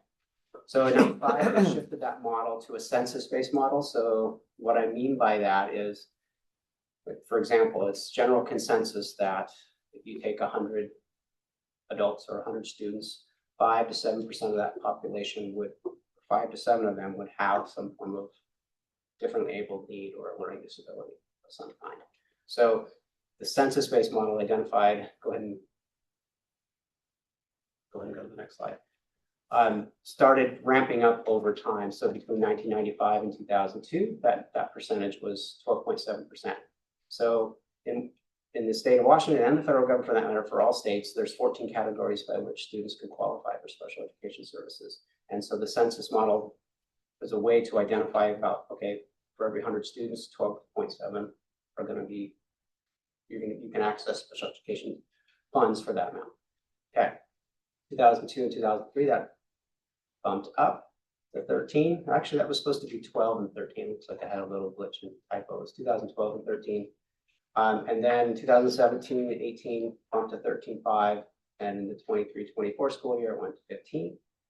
And this year, there was a monumental shift regarding funding for special education. They removed the enrollment cap and replaced it with a multiplier, which is now 16%. So we'll get into some of the examples here in a second, but they've simplified how special education is funded now, which is a good thing. Okay. Any questions so far? Yeah, multiplier, so does that mean you get 1.16, you get an extra 16% funding for that particular student? Thank you for clarifying that. Yes, that is exactly what it is. Yeah. Go ahead and go to the next slide. So there are 3 different ways in which schools receive funding for special education. We have a K-22 allocation, a 3 to 5 allocation, and then an allocation from it's a formula based where we get a certain allocation based on a percentage of our enrollment. So we're going to cover those 3 things today. Go ahead. The first one is K-22. This is our biggest allotment. Go ahead and go again. This is where we receive most of our funding. So there's 3 different components that go into that. Our total number of full-time equivalent students. So what I mean by that is we may have a student who only attends half-time, so that would be a 0.5. So even though that's 1 full student, they're only here half-time, so we'll get funding for that amount of time that they're here. So if you have, so our number, you'll see it gets into the point. You won't see whole numbers in our formulas. There's also a special education basic education rate that is outlined through formulas and processed through our apportionment that we receive. And then I also mentioned the multiplier just a little bit ago. So let's run through an example of that. The next slide. So here at Mount Baker, the students with an individualized education plan, 299.88. And our special education BEA rates, that's basic education allocation rate, is 10,663.81. Our multiplier is 1.16. And we have this thing called the federal funds integration rate, which is an accounting adjustment for the federal dollars we receive. They have to acknowledge that we're receiving these funds, so it has to be taken out of the formula. So does that mean that if the feds all of a sudden drop their special education funding, we won't get that taken out? So the state in effect will pay the balance? That's how I would understand it, yes. Okay. I mean, that would be factored out of the equation, which would give us a little more. That 2184 is an estimate of the average per pupil cost, or FTE. It's not much money if that's just out of the. Yeah, it's a small amount, but it's, the accounting rules and process. Okay. So if you take all of that, you take the 299 and you got to take the 10,663, multiply it by the multiplier taking out the 2184, that gives you 3.702 million. That's about 75–80% of our special education funding. That's the bulk. The important part about the K-22 example is, one is the multiplier did increase, but the other variable that is key is that before 25-26, districts that were above the percentage, which was 15, and Mount Baker is above the percentage. So if you were 3% over, they would compute this, but then they would take out that overage of 3% because you would receive that as well. And they would say, okay, we're going to take that out of your equation, so you receive less money. So last year, this 3.7 was more like 2.9. So we have seen an increase because they're fully funding the number of students with IEPs that we have here at Mount Baker. Because there's no cap. Because there's no capping. Okay. So we do see more special education revenue. Okay, that was a lot. How are we doing so far? Okay, the intent was to kind of give you a general overview, not to dive too much into the details of the formulas, but I wanted to give you a quick computation of what that would And look what's the like. connection between IEP and special education? Is basically the same thing? I am going back and forth. The IEP is the plan for the student that's been identified to have some type of need, special education need. Okay. Okay, and those needs can vary from communication to behavior to learning, so reading, writing, math, social, emotional development, so cognitive skills, so thinking and reasoning, adaptive skills, so how well they can ambulate on campus, take care of personal needs. It varies based on each individual student. And it stands for what? And it's what? Stands for. Individualized education plan? Yes. So let me ask the awkward question. What's to keep us from saying every student is special?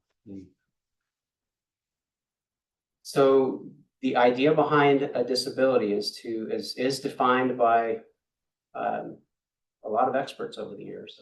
So, and we train individuals to discern what's difference versus disability. So, case in point, monolingual Spanish speaking student comes to our country and speaks Spanish. And after 2 years, they're struggling academically, but building their English skills.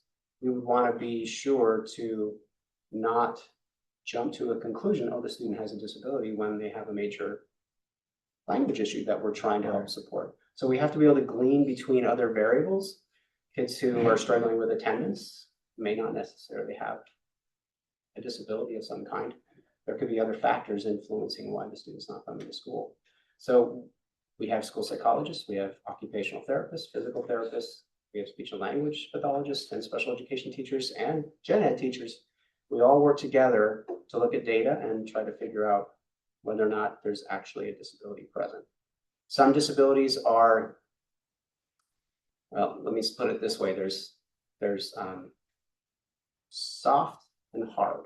So the hard disabilities are the things it's easy to see as a student with Down syndrome, somebody with a health impairment, who has some kind of, they may have a physical abnormality or a health challenge where they have an adult with them all throughout the day because they might get sick. Things like that. Those are really easy to see. It's the softer ones that are harder to see, like a student with a learning disability. And sometimes those decisions are harder to make. Right. Yeah, it's complex. Okay. It's and I feel like we have a pretty strong team around here. Right. But we do analyze the students that do qualify, and we go back and look at state data, and we get feedback from the state on how we're doing with regard to disability identification, and we try to improve our ability to glean difference from disability. It's not always easy. Sure. Yeah. Thank you. You bet. Okay, next slide. Okay, click again. So now we're going to focus on ages 3 to 5. Go ahead. All right, so the wonderful thing Washington State does regarding eligibility or funding students in preschool is it's 100% funding level. And they also give a multiplier of 1.2. So they acknowledge that early intervention is important, and you're going to receive more funds for the students with developmental disabilities that we identify between the ages of 3 and 5. So if you have one student, 25 or 50, you're going to get 100% of the money available to you. There is no, there is a multiplier, but there's no cap on it, which is now consistent. Now the K-22 allocation is now consistent with this model, which is wonderful. Okay, so we're going to run through, look at our number of preschool students, our special education, basic education allocation rate, and the multiplier, and just show what that generates. Go ahead, Tammy. All right, so 25 students with the BEA rate of 10,663 and a multiplier of 1.2. Go ahead, Tammy, one more time. That calculates a number of basically 320K. 25 is our number currently here at Mount Baker. So is your number of students, is that calculated full-time equivalent or actual number of children? It's number of children. So Yeah. we get, so even if they're not at preschool every day. Yeah, and our preschool is part-time. It's 10 hours a week. Yep. Well, I understand, you know how much the government funds this, but do we have a feeling also for what our costs are, or is it just so baked into the system it's hard to? Those can be calculated. And generally, our preschool program runs costs more than 320. Yeah, we have 2 teachers and 2.5 paras there, and those costs alone, let alone the building costs, eat up all of that 320. That's a really good question, and it's something to acknowledge. Yeah. If our preschools were embedded in our elementaries per se, then it'd be a little more murky. Right. But you can still compute those costs. Good. Yeah. Okay. Go ahead. And again. This last part is an allocation. I'm not going to spend too much time on it, but I'll give you a quick formula on what that looks like as well. Because this is kind of it's not complicated, it's just, it comes with some challenges. Go ahead. So a portion of our basic education allocation is allocated for special education. Before, it used to be a percentage of the FTE of special education students. That used to be 0.2095 as of last year. That would be a number that would vary. Now they've done a flat percentage of 25%, which means more money, which is about this year over year is about another 130,000 that we receive. So if you have 299.88 special education students and the computation known as the special education BA rate available for instructional programs is 2.7 million, and that multiplier is 25. Go ahead, Tim. You calculate out another 687,000.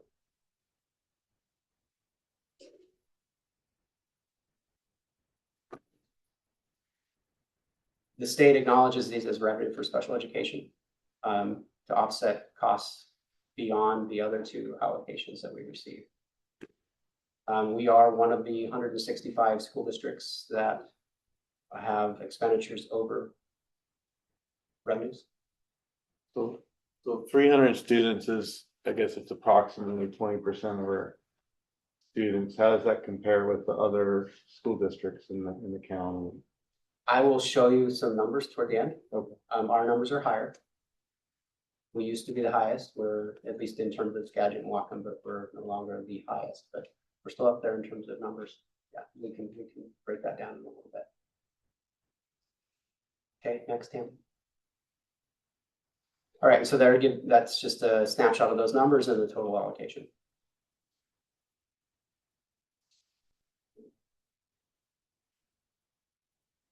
All right, next. All right, so when a district like Mount Baker, who has a revenue, we have 3 revenue streams, has expenses that go beyond that. Back in '95, Washington State realized we have some challenges. For example, Ferndale, I'll give Ferndale as an example. They had a residential center. Not using the right word, but they had a group home. There we go. And that housed a number of students who are differently able. And as a result, that really created some increased costs for Ferndale, where Mount Baker, we don't have other programs like that. Districts throughout our state some are impacted that way and have higher needs. And so in 95, the state acknowledged that and said, okay, for districts who have expenditures that outpace their revenue, you should be able to have an opportunity to obtain additional funds to offset those costs, at least some of those costs. So safety net, again, has been around since 95, and we're gonna go through and break some of this down really quick. Next. Okay, so I just kind of described what I said there, an additional fund for districts to access. That can, those costs can be created in different ways, whether we have a student with a health issue who needs a nurse by their side throughout the school day, or a dedicated staff support in some other form, or they may need a different program outside of Mount Baker. Those types of things come with additional costs that are not always, we can't always plan for them. For example, when a student moves into our district and has a health need, we don't have that budgeted, but we are mandated to provide the service. So those things can be really complicated, and we've been impacted in recent years by some pretty high impact students. And we've been able to figure out ways to support them. Okay, safety net, very stringent application process. Used to be very punitive, I'll just say that word. If you applied and your IEPs had errors, they would say you have errors, so they would take that out and say you get 0. So you would have to make sure everything was perfect. The state realized that was not really effective, so they made that shift. So now they've kind of separated the processes where districts still get their IEPs reviewed, but it's separate from the safety net process, which is wonderful. That really helps take away some of that stress. But we still have a real stringent process. We have a firm timeline, deadline. I have to vet everything and make sure it's all set before we can move it forward. So it's stressful, and we're in the middle of that right now. It'll be due March 10th. So our goal by the end of February will be to have everything cleaned up, have Jessica sign what we're shooting for. It says on there, we must demonstrate capacity. So if our revenues are higher than our expenditures, and we do have a high need student, we would get 0 because we have the revenue to manage. But for districts who don't, that's where safety net comes into play. Okay.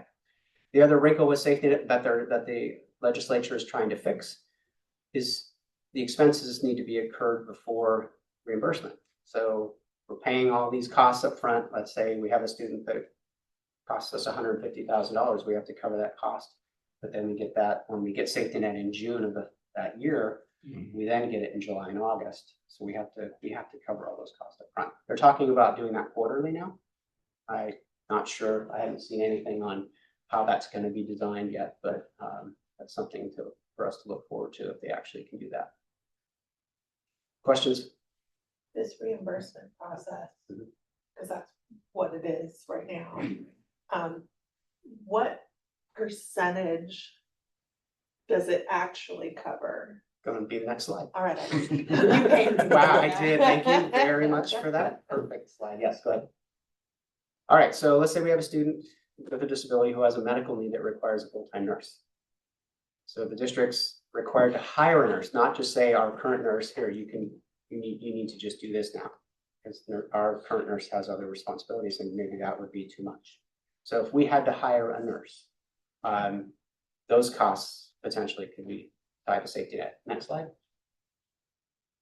So the cost of a contract nurse, that would be a nurse when I say contract, sometimes districts will seek out an organization and they will provide us a candidate because we can't find one internally. So sometimes we've had issues with finding an occupational therapist, and so then I will find an outside company who will send somebody to us. Generally a little more costly, but we found some really good people over the years when we're in that situation. Okay, there's a threshold that the state says we must meet in order to be eligible for safety net as well. So so in this case here, the nurse costs $108,000. The threshold is $38,000. In other words, your cost must be more than $38,000. So if not, it's not going to be a safety net eligible student, despite the fact that your revenues are getting outpaced by expenditures. So that's a wrinkle. We have some kids who have support in some form that we can't submit to safety net because we'll get. So one year it was like we could get maybe $1,200 for a student that's costing us much more than that. So safety net reimbursement is applied for on a student by student Correct. basis, not on a financial need. Just the money dollars Correct. basis. Correct. Wow. Every okay. penny, we have to break down every penny. If 4 adults are working with that student, no matter what their time is, whether it's 5 minutes or 5 hours, we have to calculate all that out to get that exact number. Yeah, it's really specific. So in this case, the funds available to recoup would be $70,000.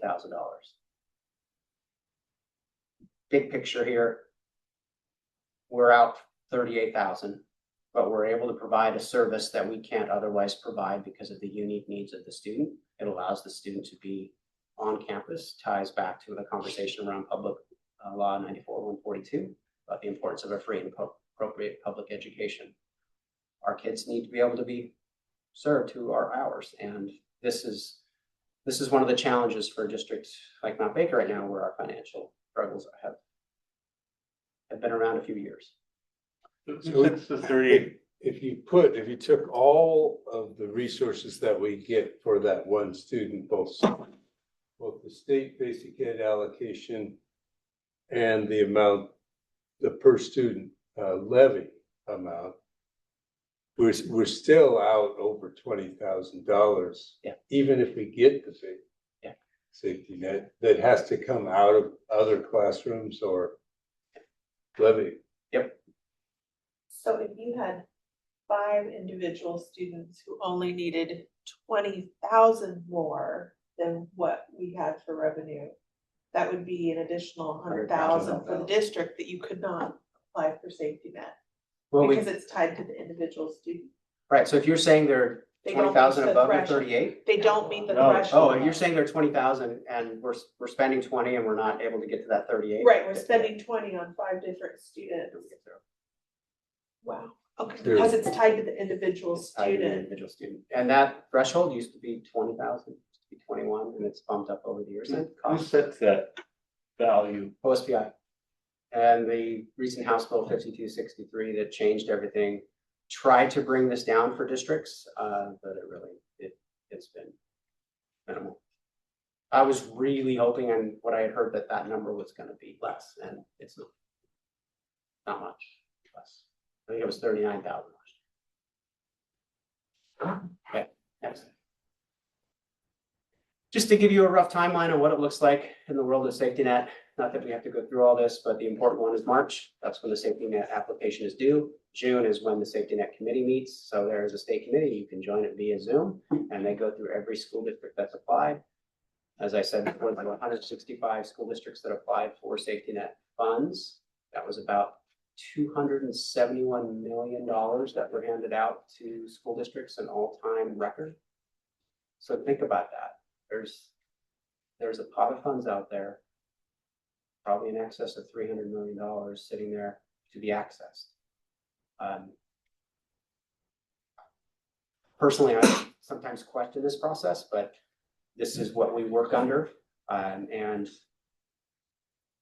when we apply, we get funds. Last year we had 12 applications. We got over 700,000. We also did something called community impact, which is no longer a thing. That gave us, in the past couple of years, anywhere between 100 to 240,000. But those funds, those revenue streams have been shifted away with the increase of the multiplier. So this is kind of what our federal government did. They bumped our multiplier up, but we also lost opportunities to gain funds through community impact. So a little bit of shelving, but we are doing better in terms of at least having more revenue to support our needs, more tangible upfront revenue, which I do very much appreciate. But safety net is a retrofit.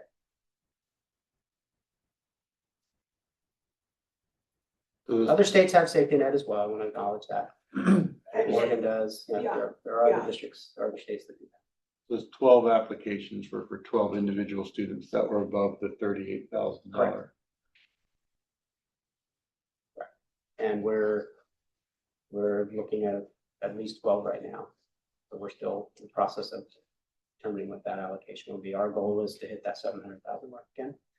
I do want to acknowledge as well, we want to work towards a situation where we're not accessing safety net.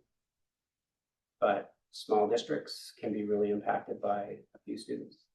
And that's something we have to acknowledge, and we have to provide those supports. And that ties us into our next conversation. And I want to go ahead and move on. Next slide. Oh, yeah, I do want to cover some safety net trends really quick. I just want you to see this across the state. 2019-20, there were 130 districts that completed 4,087 high need applications, and that generated $104 million in reimbursements to states. If you jump down to 24-25, look at the increase. They went from 130 to 165. There are 295 school districts in Washington state. So 2 of every 3 are completing high needs applications for safety net. The number jumped from 4,087 to 7,200.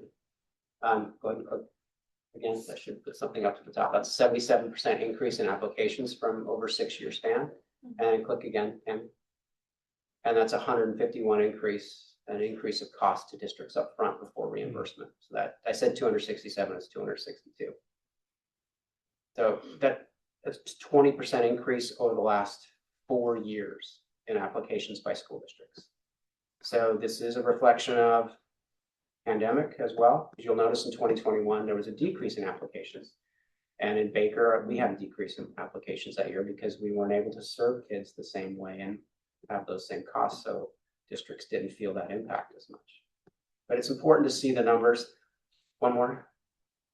I want you to see trends in Whatcom County. For the last 7 or 6 years, every school district in Whatcom County has completed safety net.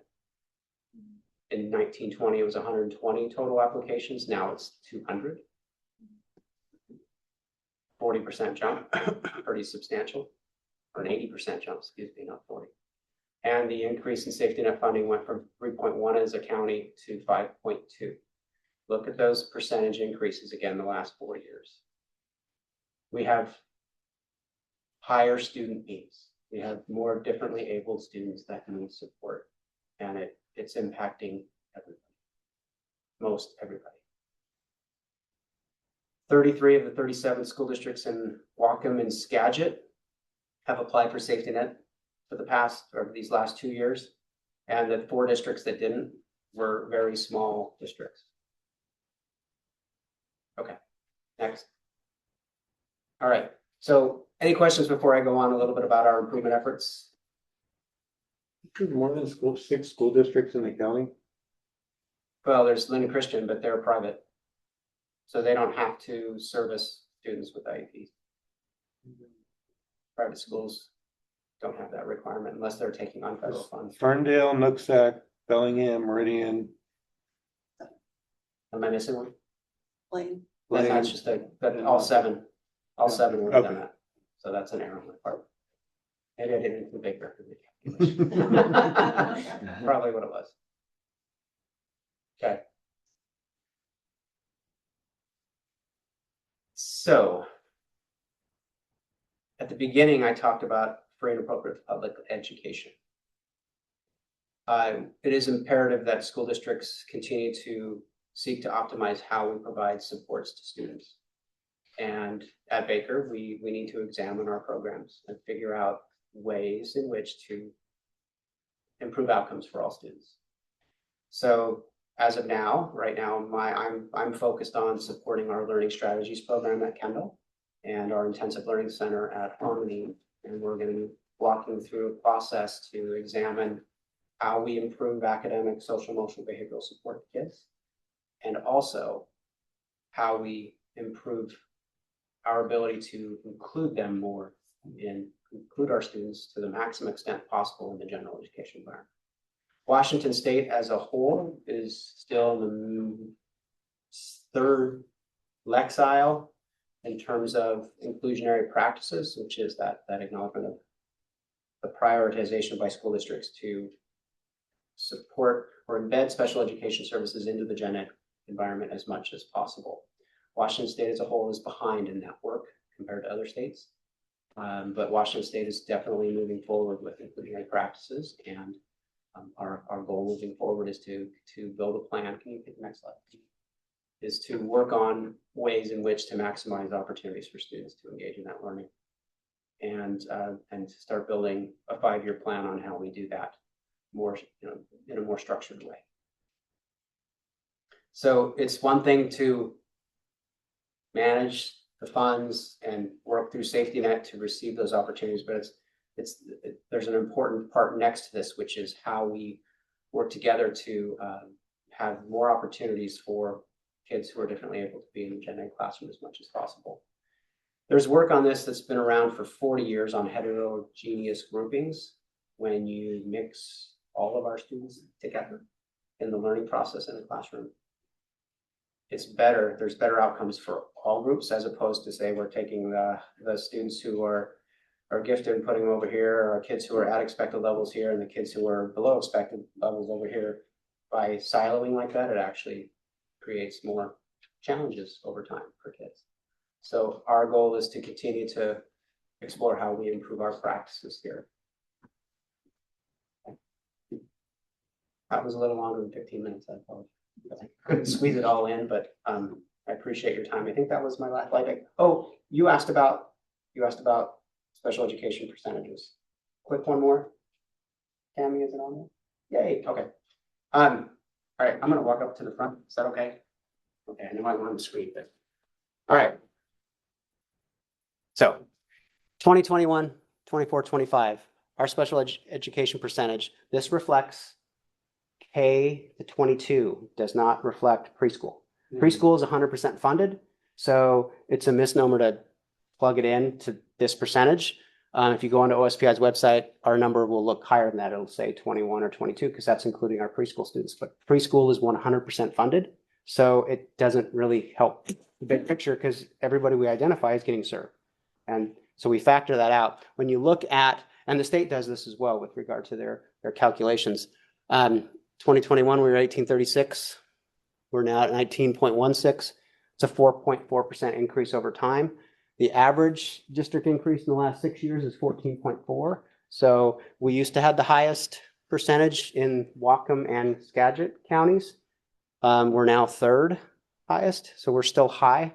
But the fact that our average has plateaued and dropped a little bit is important. But you'll notice a lot of our neighbors have had a seismic increase in percentages as well. So they're seeing more needs along the way. So I just wanted you to have a snapshot of this to understand kind of where we've been since the pandemic, where our percentages are now. We are high. In the past, that 19.16, so in 24, 25, I'll just use this number, they would have taken out 3.36% of our allocation and reduced it from special education. But now they're not doing that. Okay. Did that answer? It did, yeah. Your question? That's it. Yeah, thank you. All right. And with that, that's everything. Thanks for your time. Unless there's any other questions. There was a lot of them. Any further questions? Very, very thorough report. Thank you. Thank you, Russ.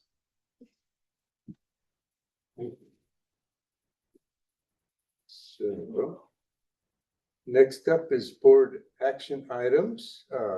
Policy review. We have two policies for second reading. We'll start with introduction to policy 1815, ethical conduct of board members. Wait, should we get that up there? So this was the one that we had talked about at our last meeting, where WASDA was suggesting that the major changes were using board member instead of school director. And the guidance from the board here is that you would prefer school directors. And so we moved that language back. And with that, there are just a few minor changes, and then the addition to the reference of state laws and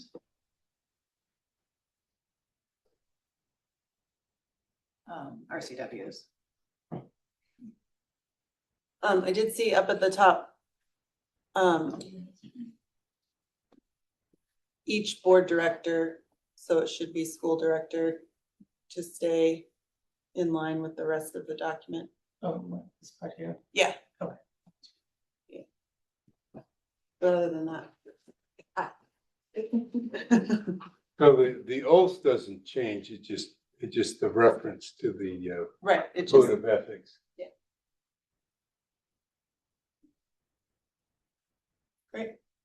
Any questions on this one? If not, I would entertain a motion to approve Mount Baker policy 1815 for second and final reading. Motion to approve policy 1815, second and final reading. Second. Those in favor? Aye. Thank you. So the next is Mount Baker policy 1821, standards for individual board members. This is the one that's, we're entirely new, and so wanted to get, because we're missing two, board members at our last meeting. Want to just have an opportunity for, any discussion about these, if needed, but I'll turn that over to you guys. Sure. I like everything up here, ethics, leadership, communication, professional development, accountability, the commitment to educational equity. Kind of feels like a little bit of a litmus test for politics. I'd rather just said commitment to education, but other than that, I think it looks good.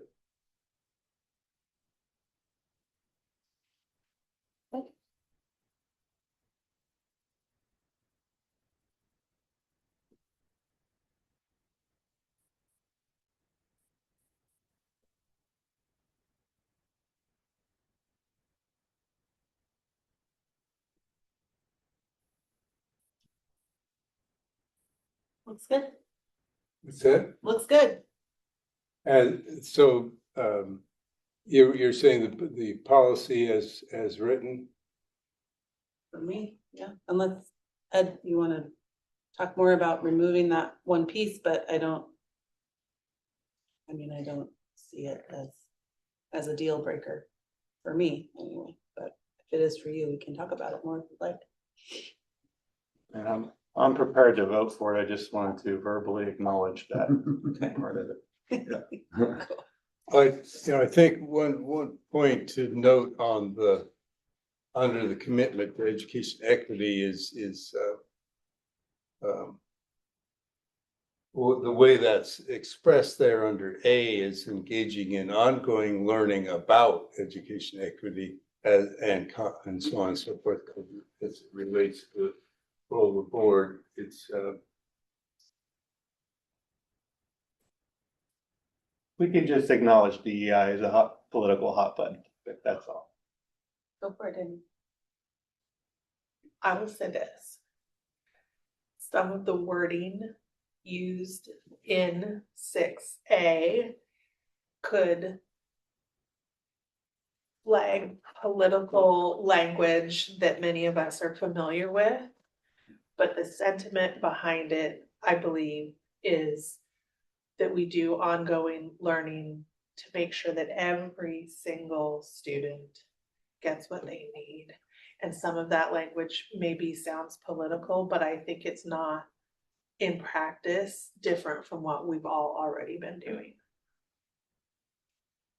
But I hear what you're saying, Ed. I hear what you're saying, that is there like a dog whistle there? Yeah. But I think in practice, this is really about, and I say this too with my educator hat on, this is really about making sure that every single student gets what they need. End of story. And that to me is not political. That's what we're mandated to do, to provide education to every single student that walks through our door. And I think we can all agree on that, regardless of our political beliefs. I think it doesn't call for any actions based on that. It calls for educating ourselves about the topics, and based on the education we can take whatever actions we would feel appropriate. But I think that's the differential here, in that we're committing to continuing education basically, which is what we do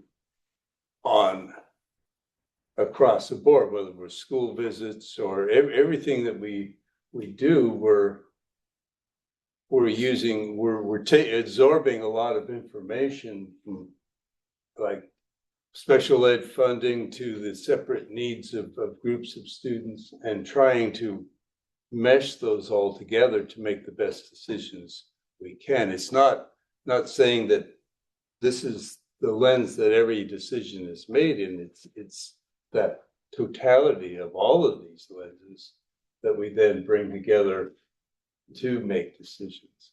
So I think the wording is such that I think it balances both sides there. I'd like to think that as an educational organization, we can reclaim some of those words. Like, there's definitely, the DEI political side of things. I would hope that we could use those words independent of that. And I think what the board did today, or just with the recognition of Treaty Day, I mean, that's a perfect example of that. Just we're educating ourselves about our neighbors, and as we should. So Lena, thoughts? I think it's great, Baker's a pretty diverse place already in and of itself, we've got a lot of different people. Like I said earlier, there's interest in a native class, so like that's literally one way that you should include students because they want to see that. And so I definitely think that politically, as like you said, like a pretty hot topic, but at the end of the day, really all it is making sure that every student feels like seen, included, and really like acknowledged by like the people supposed to help them. Gabby? Yeah, same thing, really. All students should be recognized and feel comfortable wherever they're getting education. And I think that's what it's like here. Thank you. Anything else? If not, entertain a motion to approve Mount Baker 1821 standards for individual board members for second and final reading. Motion to approve policy 1821 for second and final reading. Second. Those in favor? Aye. Passes. And then next upcoming meetings, we have our next meeting for the board is January 30th, 9:30 at Harmony Elementary School visit. And then a series of strategic plan steering committee meetings, which hopefully we can all, or a good representation of the board can attend. I think those are going to be an integral part of the board's engagement in the process of developing the strategic plan. So I think to the extent we can all go through that process together, I think we can be much more effective. So hopefully we'll be able to make those. On the Harmony visit, I think we got some invitations to some elementary school visits, and one of them is going to be at that time. So Yeah, Acme, it starts at 10:30, so we might be able to make it. okay. Acme hasn't assembled it yet. Yeah, so we could potentially, if our Harmony visit ends a little earlier, we could maybe scoot to Acme Oh, okay. and see that. Yeah, I think the schedule for the Harmony No, visit is Harmony's till is on 11:30. Monday. Oh, okay. So, I will be absent from the Harmony. So and that, then are you two coming or are they? I think we can, Yeah. Good. so that ends the regular part of the meeting. The board has an executive session to discuss the performance of a public employee, expected to take 60 minutes, no actions following. So you two are dismissed. You can't use the excuse of waiting for us for that final down the gavel. Thank you very much. We really appreciated your participation and your willingness to have to miss some of your regular class time. It's all good. What classes did you get? Almost got done with English. Yeah, almost. Almost. Could have gotten away with it.